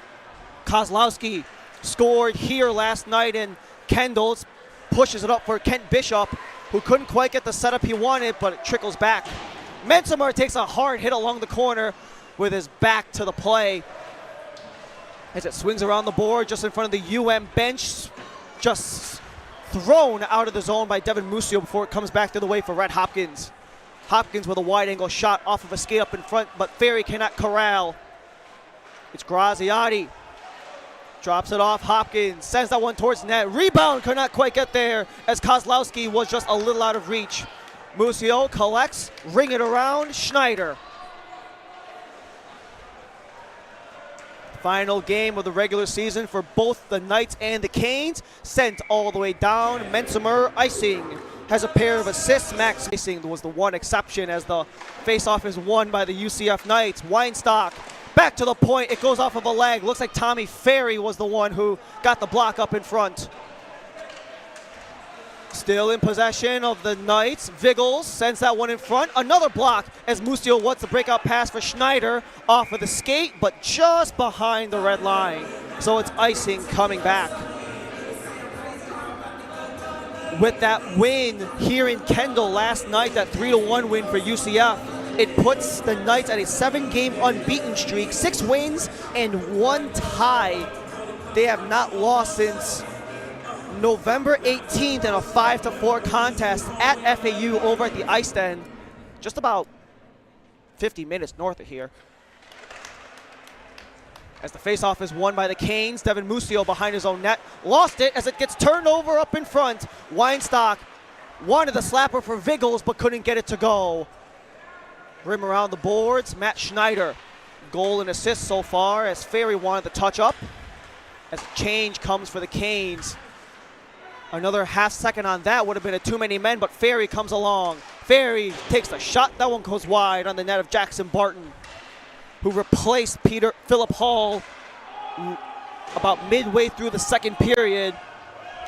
Barton a .903 save percentage, 3.13 goals against. Takes over the nets as it comes in possession for the Knights. Ciartino takes the shot, denied from Harlan Jackson. And now the Knights turn it over and an opportunity for the Canes. Here comes Fensterstock. Crashes towards the net. Wanted that second goal, but it's covered up on Barton. And let's take a look at that racing play from Fensterstock here as he comes down the near side, makes a nice toe drag move to go around one guy and just gets that shot away, but a nice save by Barton.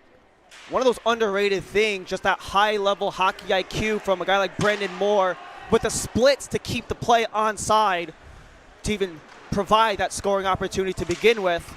As the scoring opportunity continues on in the offensive end, Fensterstock wanted more, but it was incomplete as it got tipped along the way, but capped into the O zone by the Canes, but not for long as Kashikani sweeps that one towards center. Moore just throws that one in the general direction of Barton's net. 3 minutes deep in the third. Owens, Moore pokes it along, and Moore continues in pursuit. Comes back around, Seiler behind the net.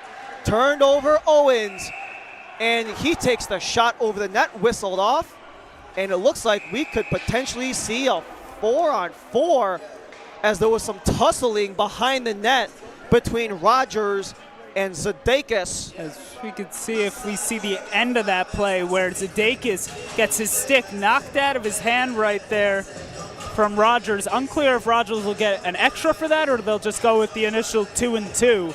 We'll find out once the time goes on the board, most likely. It was actually Jarrett Fensterstock who is heading into the penalty box, as the initial play was against Zadakis, but then the follow-up was on Fensterstock, which is potentially why he's in the box. And it looks like Moore is going there too, so there's 2 players for UCF in the box, 2 players for Miami. It's all a matter of what the official ruling is. If it's a 3-on-3 situation, which is what it looks like we have with the face-off coming to center. Wow. And With just over 3 minutes deep in the third, Miami with a 4-goal lead on the Knights. what an interesting decision here by the referees. Sometimes you see them call one of them incidental so that they don't have to go to a 3-on-3, but it's going to be a 3-on-3 for a full 2 minutes unless someone else takes a penalty. Special teams has been one of the breads and butter of the University of Miami. However, that's primarily on the man advantage or on a man down sequence. As we take a look at some of the penalties coming up, Moore dressed with 2 as they continue to go. Fencerstock also nailed with a pair as they both take squats on the bench, on the penalty box rather, as Roberts Viggles also gets taken down for 2. Wyatt Rogers and Christian Mueller. Face-off won by the Canes. Retreating is Musio. 2 minutes of 3-on-3. Musio takes the feed from Estelin. Musio charges ahead, buying space. Musio pirouettes back to the point. Estelin holds, cross to cross for Mensimer. Bank pass to Musio. Musio a goal and assist to Mensimer. 2 assists, blast one! Gobbled up into the chest of Jackson Barton. Let's take a look at that shot right there. Some good cycling around as Mensimer goes back to Musio. And then Musio looking towards the front, but instead he goes to Mensimer, winds up for the slap shot. A nice save by Barton. It is interesting, the Canes were running there with the 2 defensemen and 1 forward. Sometimes you see 2 forwards and 1 defenseman with 3 men on the ice, and they continue to do that now. And with Stone playing that forward, it's essentially having 3D, but it's being dragged in as Roberts Viggles will just place that one to the outside. Weinstock crashes in. Renner pinched off along the wall. Sam Stone has it. Keeps it up ahead for Ricky Castricani. He's got a goal and assist. Charges the offensive end. Castricani wide angle behind the net of Barton. Charging the offensive on the offensive end. Weinstock crashing in. Castricani. That'll be a penalty. Holding against Castricani. Let's see if we caught that on the replay. See where the call might have come from. As you see UCF coming into the zone, and then from behind, Castricani just drags him to the ice. An easy call there. Now, they're not going to play 3-on-2, unfortunately, although that would be fun to watch. It will be a 4-on-3 now. It's a bit of a practice drill.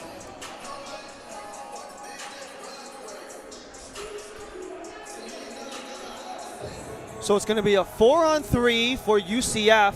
0 for 1 on the power play today. 24 power play goals for the Knights. That's 4th in the 2nd division. However, Miami, they've allowed 21 power play goals shorthanded, which is the 2nd most amongst the 3rd division of CHS. However, Miami has also scored the most shorthanded goals with 18. The next closest had 5. Wow. I didn't even know that. And that's just in the 3rd division. If it's within the rest of College Hockey South, that just turns into a whole different can of worms as explanations are being had with Joseph Dre and Ray Owens right along the blue line. As you wonder what they're talking about, too, because it did seem like a pretty obvious call, although you're wondering then what UCF, what Dre is saying about it. As Barton's on the bench right now, just chilling out. It's also a bit of a weird scenario if you think about it as well, because this was a penalty taken on a 3-on-3, and you mentioned it. This isn't like a practice drill where you're going 3-on-2. This is a live game, and you can't go less than 3 men at any point. So I love the point that you made. This turns into a 4-on-3, but with the intricacies of how many minutes, how many men, it really turns into a very messy situation. Right, because at one point, 2 guys are going to come out of UCF's box. They already have 4 players on the ice. They can't have 6 on the ice, so You can see the scoreboard right there. It is clogged up. There's no third spot, as it's still 47 seconds of a supposed 3-on-3. This will turn into a Knights 4-on-3. And that's probably what the refs are discussing right now, by the way, with UCF. The fact that obviously they can't have both guys just come onto the ice out of the box, or they'd have 6 men on the ice. So they're probably figuring out, just in case a whistle doesn't come before then, what the plan is. And there could be a possibility, too. They'll let this 47 seconds of 3-on-3 ride out before turning into a realistic power play, which is what it looks like they're doing. Yeah, that's I genuinely have never seen that before. But that might just have something to do with the clock, too, and just not having the room. Retreating are the Knights. Comes back, Joseph Dre. Has an assist so far today. Leads his team's defenseman in terms of points and goals. Dre drops it off far side. Comes for Mueller. Mueller will cycle this one around the boards as it's taken back for Devin Musio. And a potential 2-on-1 here for the Canes. Musio across. Fires. That one went off of the elbow of Jackson Barton and up into the top net. Mensimer with the blast. Let's take a look at that. Nice shot from Max Mensimer, as he's chugging along on the far side. Comes in, nice high-rising shot that just goes off the elbow, as you said, and out of play. We've seen Mensimer with those wind-ups essentially all game long, whether if it's from the point or primarily from the point. That one just happened to be from the face-off dot. As the Knights take it away, this is Roberts Vigils, the captain from Latvia, comes in, they score! What a shot. 6-3 for Roberts Vigils. And this UCF Knights team's leading goals and points leader nets his second of the game to put this at 6-3. Let's take a look at that one and how it ended up beating Harlan Jackson, as he comes in just through the center and really rips that one the opposite side that Jackson expected it to go. Because of the way he was moving, Jackson probably expected it on his blocker side, and instead he went back across his body and is able to put that one in the toy department, make it a 6-3 game. And that's crucial for UCF, because now they're about to go on the power play, and they just brought it to a 3-goal game with still just under 15 minutes to go. Goal number 17 on the season on 26 games played for Roberts Vigils. That's 6 points. That's 7 points and 6 goals in his last 9 games. So he has been riding this little wave he's been on as we're back on the ice. It's a 140-minute power play left as that one comes off of the glove of Harlan Jackson. Behind the net, it comes for Weinstock. Cycle around the boards, back to the point, Hopkins. Weinstock from the feed from Renner, and it's getting disrupted, but Renner just able to keep it inside the offensive end. Sends up in front, Renner with the backhand, that one gets blocked away, and now a chance the other way. Here comes Riker Ferry, along with Fensterstock. Fensterstock deflected just wide. Quick transition here as Renner carries in. Renner off of the stick in front of Zadakis. He dropped it, but that might have been for the best, as that drop stick actually blocked the second shot. Kozlowski keeps this one deep. Zadakis with a pirouette and a send. Barton plays it out. 45 to go on the man advantage. We're back to 5-on-4. Capped inside the offensive end, but a little bit too far, as it is icing versus the UCF power play. 40 seconds left to go on the Castricani penalty. 13:35 in the third. And Castricani had a bit of a layoff too in his first action since the Embry-Riddle did not play versus Embry-Riddle, so he's had a week off as Mensimer just winds up, but it got hit an obstacle along the way. Kent Bishop into the corner versus Musio. Musio with a big hip check along the corner as it continues to come around. Joseph Dre comes right through his legs, and now here comes Callahan. Callahan all alone, knocked away by Barton. quarter minute to go. Mensimer disrupts Graziati's skating as Musio will just swing it around. Callahan could not get the possession. Wanting the starting pass was Weinstock as we're back to even. Continuing to scrap along the wall, and now a man alone. Elian Esterlin, backhand, loose puck, rebound, scores! Elian Esterlin, his second of the game. 7-3 Hurricanes.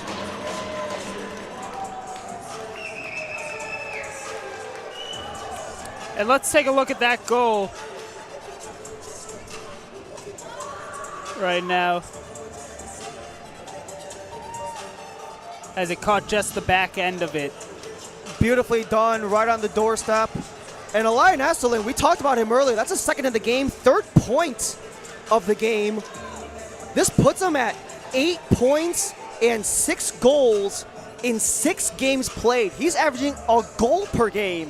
We talk about this in the hockey sense. A point per game is excellent, but a goal per game for Elian Esterlin is absolutely unreal. He really has been great for us so far in this early part of his Hurricanes tenure, because I'm sure he'll have some great years ahead of him too with this squad.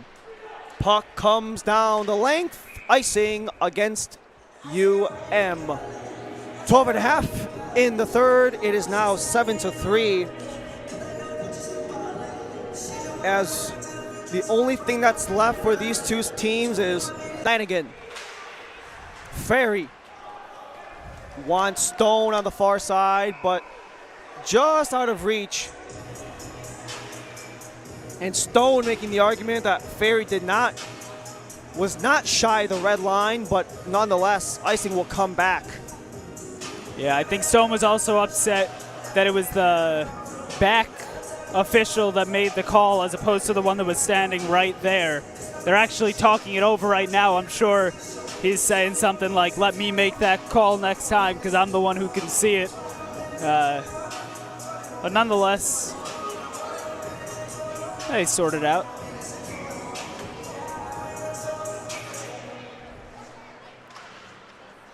Face off, chipped out by Miami. Schneider was all alone before it got poked away by Rob Renner.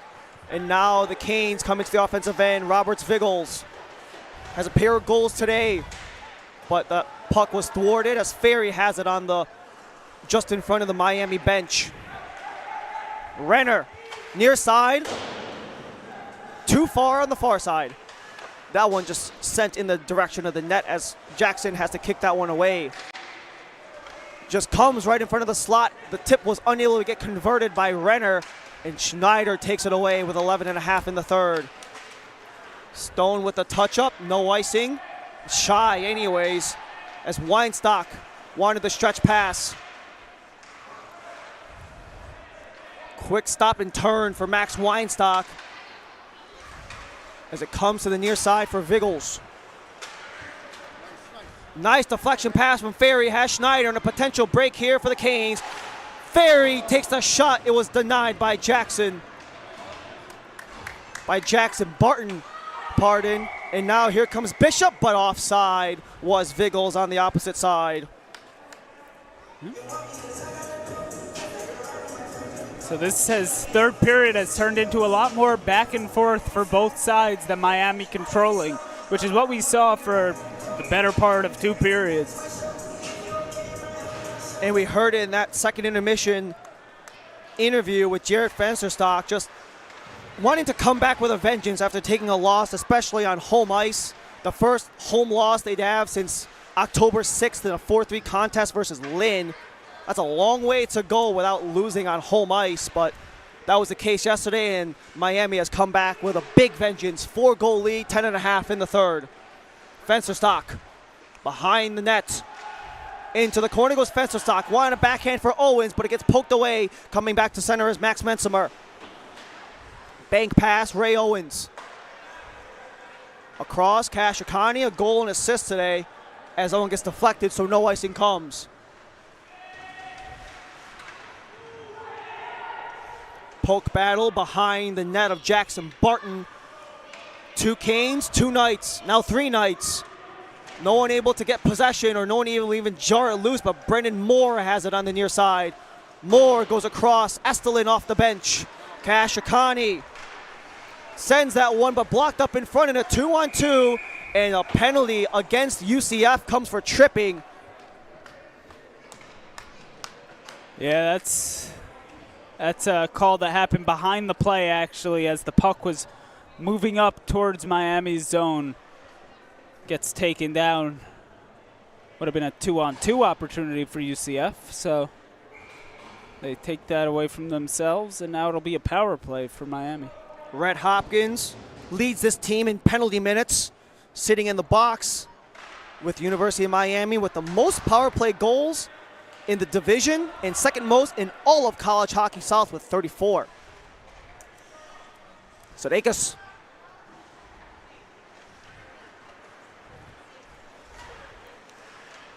Evan Sudeikis carries, goes to the far side, just poke it along, gets the Riker Ferry right in front of the UCF bench, gets deflected, but Stone re-recovers. Stone wants to bob and weave his way through, trying to rope-a-dope along those walls before it gets poked along.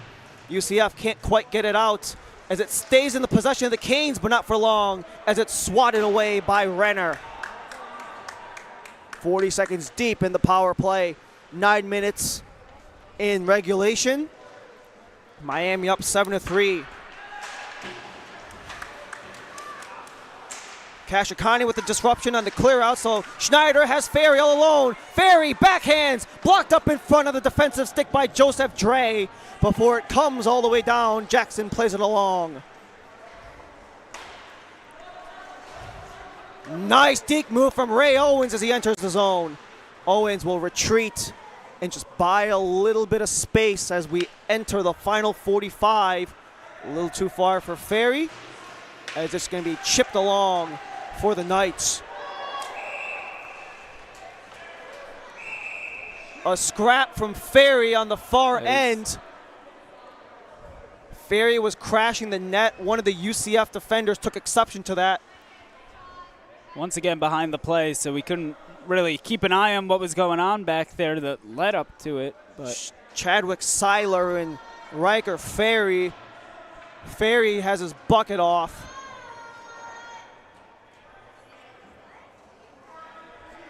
And it looks like they're just going to let that be what it was. And we might be seeing an ejection here for Chadwick Seiler. He is skating over into the end door where the locker room normally is. Nobody in white came off of the bench and through the tunnel into the locker room where Miami would normally exit the game. But right now we know Chadwick Seiler did exit into the locker room area. That is what we do know. It's a little tough to see from here, but it looks like Ferry might still be on the bench.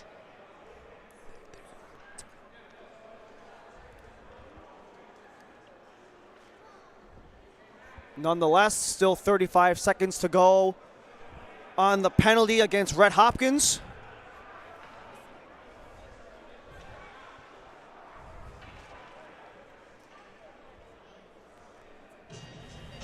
And you know what, while we have this second, let me just say, because I've wanted to give a shout out to some people for the whole night, but obviously last night was senior night, and we mentioned that parents were here, and that was really nice. But something else that we had going on was there was a pretty big crowd of fans, whether that was friends of teammates, people who had just seen us post about it, or just people who live in the area, in Kendall and Miami, with their kids and just want to come and enjoy a game of hockey. And you know, right now, sitting in front of us, although the viewers can't see, is just a couple of families that were here last night that I recognize, and one kid that was here last night too. So shout out to him. He stuck it out last night despite the loss, came back, and now the Canes are up 7-3. Big shout out to the kids that are really enjoying this game. That's why we play, really, to show them that this is what you could be doing too, and you've got the potential.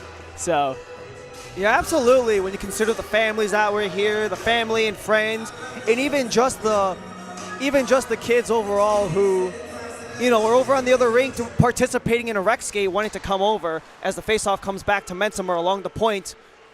Now we got a 5-on-3 as it's a 5-minute penalty against Chadwick Seiler. Mensimer with a blast, but that one goes away as Barton denies, but Musa with recovery, and that one is gobbled up into the chest of Jackson Barton. That's one of those that I don't think Musio realized how open his teammates were. If you see, it's Moore who's wide open in the back door, and even Owens, but still gets a good shot away. It's a better save. A nice poke check from Devin Musio, too, using that defense to create offense. Something Miami's done excellently here tonight as the faceoff comes back to Musio, goes to the near side. Fensterstock and Mensimer play catch. Jarrett Fensterstock. Back behind the net goes Moore. Has Owens up in front, denied by Jackson Barton. Another chance, Musio with the drive, and Barton has to dive out to make the stop. Let's take a look at that sequence of shots. Musio's playing well right now, covering up pucks. A big save there on Owens, and then another one here on Musio. A lot of experience for Devin Musio. We mentioned this the other night. Coming from the NCAA ranks of Division III, the Skidmore Thoroughbreds. As he plays the puck in, the wide angle shot is off of Barton as Fensterstock gets run at, but Mensimer unable to keep possession. It is no longer a 5-on-3, so now we're at 5-on-4 for the next 4 minutes. Yeah, so a major penalty called. Obviously, he got ejected as well. Miami making a few changes here and there as Mensimer. Seam pass up the middle for Moore. Moore evaded his man as it comes back to Owens. Owens wants to cross her up in front, but Moore has to find the open space. Moore, Mensimer. As Owens on the far side. Mensimer returns on the point. 3:30 on the extra man. Musio comes in and fires that one right into the chest of Jackson Barton. Yeah, he had all the time in the world to walk in on that shot. Look at this. How many seconds do they give him? 1, 2, 3. About 3 full seconds of no one even coming up to the puck. Although the shot ends up going almost into the mask of Barton. Good positioning, I guess.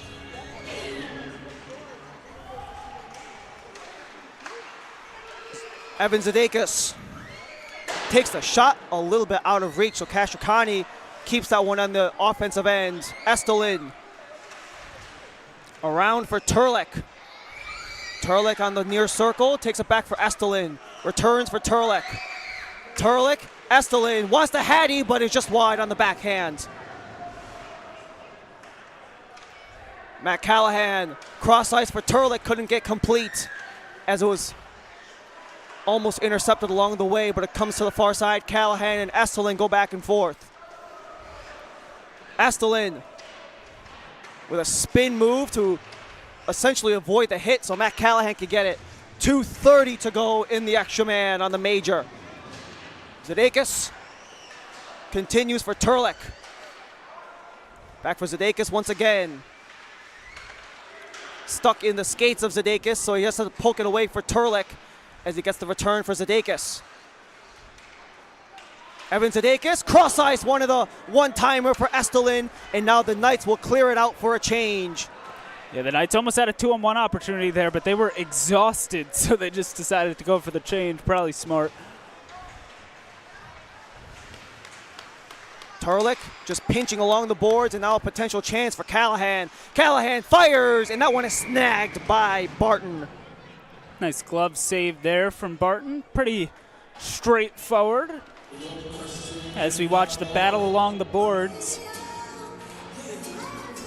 And right here, there's the shot, and really just catches it in front of him.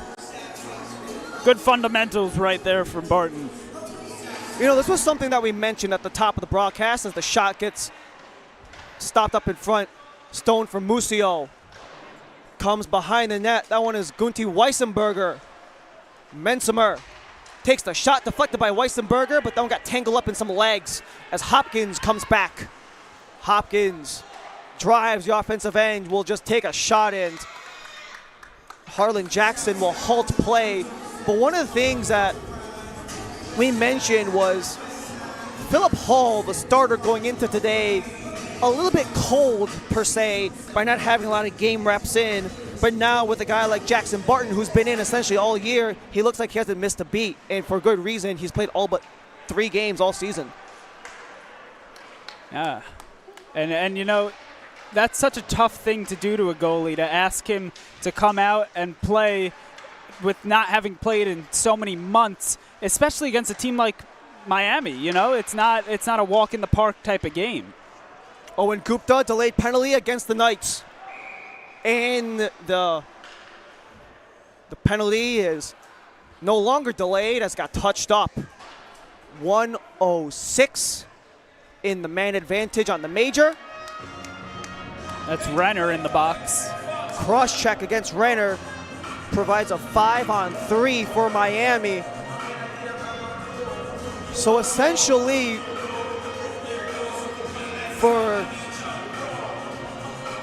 So UCF won't get back to level until 2:30 to go in the game. Already down 4. 4:30 left in the third as the faceoff is won by the Knights overhead all the way down. Final minute in the 5-on-3 before it's just a 50-some-odd second power play for UM. 1 for 1 on the power play. Or 1 for 2, actually. And then comes back to the point. Michelini tried to go for the drive. Kashikani bobs and weaves as he takes the shot, was denied by Barton, but it comes up for Schneider. Schneider cross ice, shot off of the side of the net. That is Michelini stepping in on that third forward spot as it's stripped away by the Knights and sent down. 20 to go for the 5-on-3, 110 for special teams on Miami.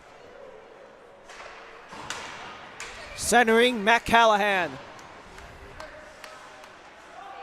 We mentioned it to start the game off, that cycle of forwards filling in as the shot comes. Another chance goes for Castracani as that one just flutters its way towards Barton. And it's been a strong power play for Miami. A couple of great saves from Barton. But also, Coach Amello is putting out some guys that usually wouldn't get power play time. You got Michelini, Gupta, Weissenberger, all getting some chances on the power play. Saw Callahan right there, too. Right.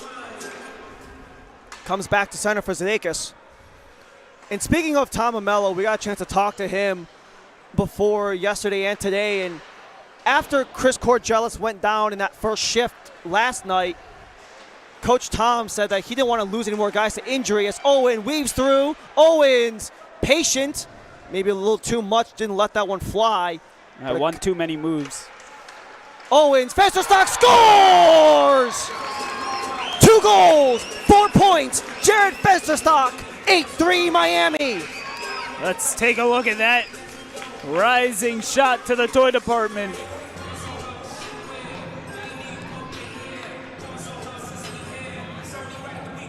First of all, what a feed right there. Who is that from? That was Moore over to Fensterstock. What a pass. And then Fensterstock makes no mistake, goes straight to the toy department, doesn't shoot it into the leg pads, and that's a huge difference in this game from last night's game. 8-3 Miami, 2 goals, 2 assists for Jarrett Fensterstock. On the power play nonetheless as well. So a power play goal for Jarrett Fensterstock puts this game at 8-3 as it's turned over again. We still have another 15 seconds due to the major. So that minor gets wiped off. The major is still on the board for another 10 seconds. As it's held inside of the Miami end. Essentially just trying to get out of their own side as we're back to even. Played back. Moore, 220. Owens takes a deflection on the way to the bench. Comes back near side, Joe Dre. has an assist. Swatted at Zadakis. Wide angle shot. Stopped by Harlan Jackson, who was in net for that 3-1 loss last night. But what a response. 3 goals allowed, yes, but with a 5-goal lead to wrap things up for the end of the regular season going into Lakeland. Musio wraps it around before it gets stopped along by Gentry. Gentry 1-on-3 as it comes in front of the Miami bench, comes back as we're in the 2-minute warning. Behind Jackson's net again. Cross-ice feed comes for Weissenberger. Little overshot, so Viggles has to retreat. Regrouping goes Renner. It's turned away the other side. Estelin makes a move, fed it, no one there, but a penalty against the Knights, holding. See if we caught that, or at least the end of that shot there. As here we go. It's that holding right there in the slot. Right behind Estelin.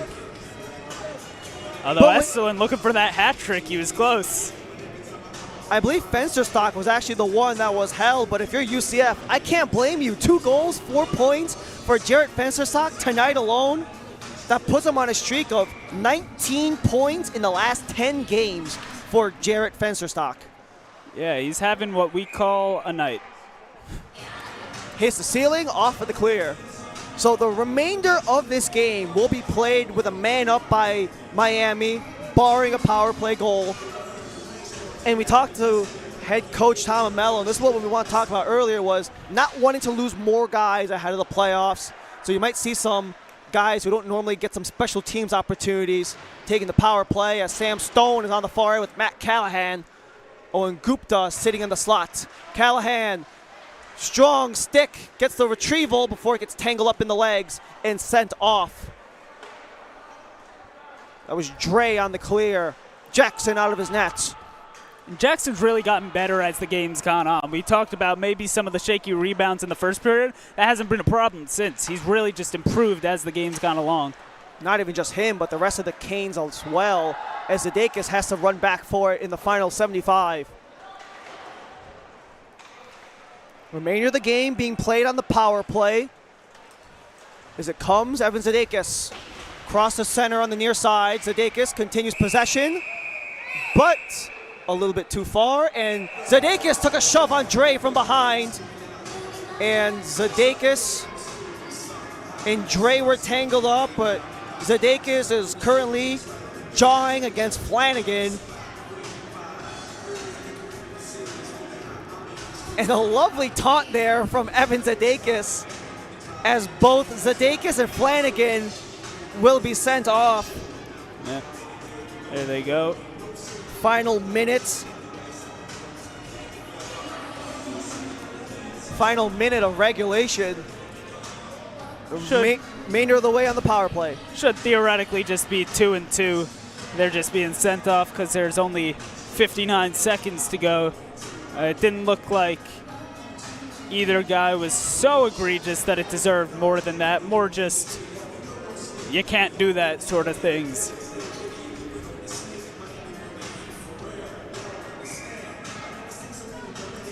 Face off to the right of Barton. Recovered by Owens.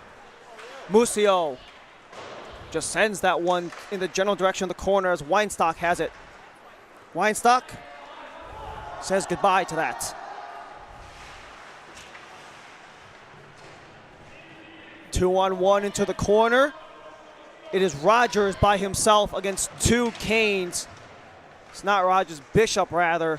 But still getting pestered by a pair of Canes as the puck trickles back to Devin Musio. Musio out wide. As Weissenberger. Weissenberger, one of the seniors recognized last night at senior night, just drops it off for Musio, who gets bodied off, and some friendly fire, but a cross-checking penalty will come. And we've seen this a lot from not just necessarily UM players, but also UM opponents in these quote-unquote lopsided games gets really chippy, especially in the last 2 minutes and change. Did not catch the end of that play there, but it must have been a cross-check that knocked the two UCF players into each other because, as you said at first, it looked like friendly fire, right? But the referees say nah.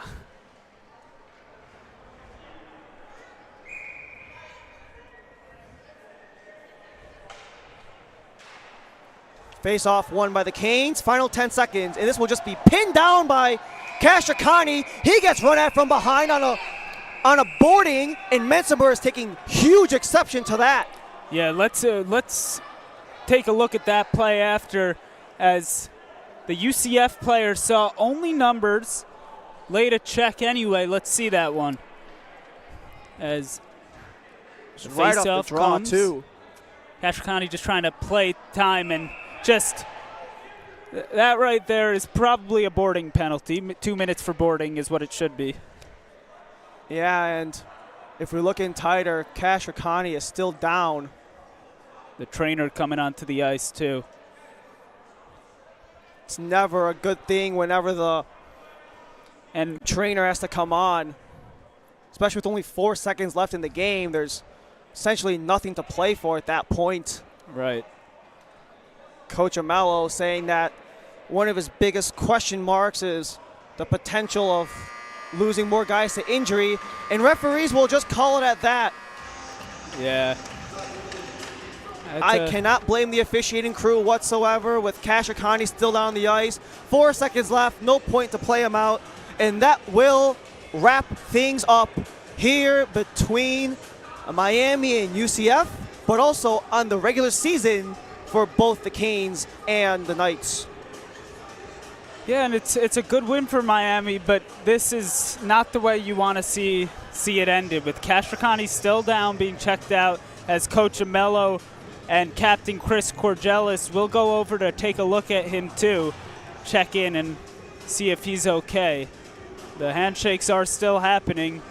It's upsetting finish. Kashikani in his first season, the defenseman from Pittsburgh, a goal and an assist today, so it's not that you're necessarily, anybody you lose, especially right on the precipice of playoffs, is a huge loss, whether if it's a starter or a secondary player. But the fact that, Kashikani is getting off, he's got a little assistance, but he's He's working at least his way on his there. feet. He's on his feet. He's walking to the locker room, which is a big Yep. sign into the locker room. But nonetheless, that's how things will wrap up here in Kendall with an 8-3 win in favor of the Miami Hurricanes. As we'll be right back, as we will take a quick break, and then we'll have finishing thoughts on this 8-3 contest between UM and UCF, as well as the entirety of the regular season.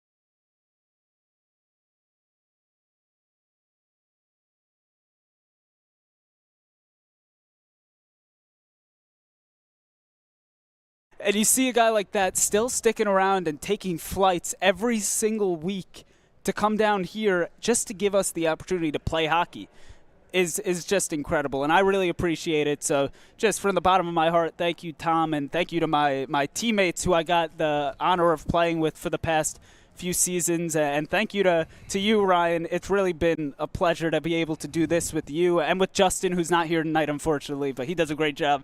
So I can't say enough how thankful I am for all these opportunities that this team has brought me. Absolutely, and we've been talking about it all weekend, essentially. It's senior weekend. You know, you got a chance to call those first 2 periods. Got a couple of hot ones off the gate, a 6-2 after 2 periods, just for things to wrap up 8-3. But essentially, this team, with the way things have gone, yes, we mentioned the streak ended last night, but if you look at everything in the grand scheme of things, wins in 7 of 8, 13 out of 15 down the stretch, and then to just take that momentum and carry it into a national playoff and a regional playoff in Lakeland, it's just absolutely the proper stride you want. And we always talk about hitting the hot streak at the proper time. It's almost like the Miami Hurricanes. They hit the hot streak and they never let go ever since. And this was just so important. Obviously, you mentioned a loss. You know, it's bound to happen. And I think that if any time to lose, and you never want to lose, but if any time to lose, that game last night was a good time to lose because, listen, this is a D2 team, so it has no effect on our standing in the playoffs. So really all that did was kind of a wake-up call, you know? Sometimes teams, you got to lose one to realize, hey, okay, now we know what to correct. If you never lose a game and you go into the playoffs and now you're playing teams that are at the top of their game, you might go in a little too overconfident and think this could be a cakewalk. And so a loss like last night, it stinks. It stings in the moment. But then you bounce back like this because you figure out that, oh, these were what the things that we did wrong. And now we can change that. And we know now because we lost. It's the old expression, like, you don't make mistakes, you just learn, you know. Basically that. Absolutely, and we heard that exact same sentiment in the second period intermission interview with Jared Fensterstock, and, you know, just everything that's been happening along the way with you guys, and, you know, seeing the way that you know, guys like Coach Tom really care about you guys, the way he's kind of not only pushing you guys but trying to take care of you. I guess for lack of a better term, players coach is the best term to throw around there, and he's really done an excellent job providing that. And we kept hearing it from the guys, the seniors from yesterday's intermission interviews, the culture that he's built and how he's just kind of enhance the program in such a way, especially with such a year-to-year turnaround. And what a great job your guys' head coach, Tom Amello, has done throughout the season. Yeah, and just another quick shout-out, actually, because he doesn't come to games, unfortunately, because he can't make it. But our practice coach, Griffin, who is new, he was on the team at one point. Was a grad student, and then he came back to coach us for practices this season, and you can really tell the difference in practice. I mean,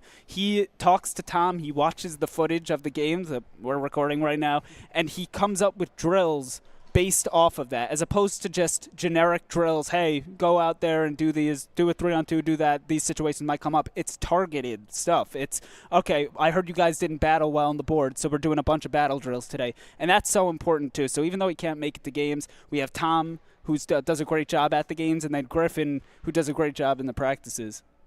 Yes, absolutely. And just for one final time here, Ethan, thank you so much for everything. Congratulations on everything. You know, senior night, this man deserves all the recognition for everything. You, Ryan. Thank you. But for one final time, for all of us here at the University of Miami Hockey Network, here in Kendall, Florida, alongside of our entire production crew, head coach Tom Amello and Ethan Gainey, my name is Ryan Lee. Thank you for joining us the whole way.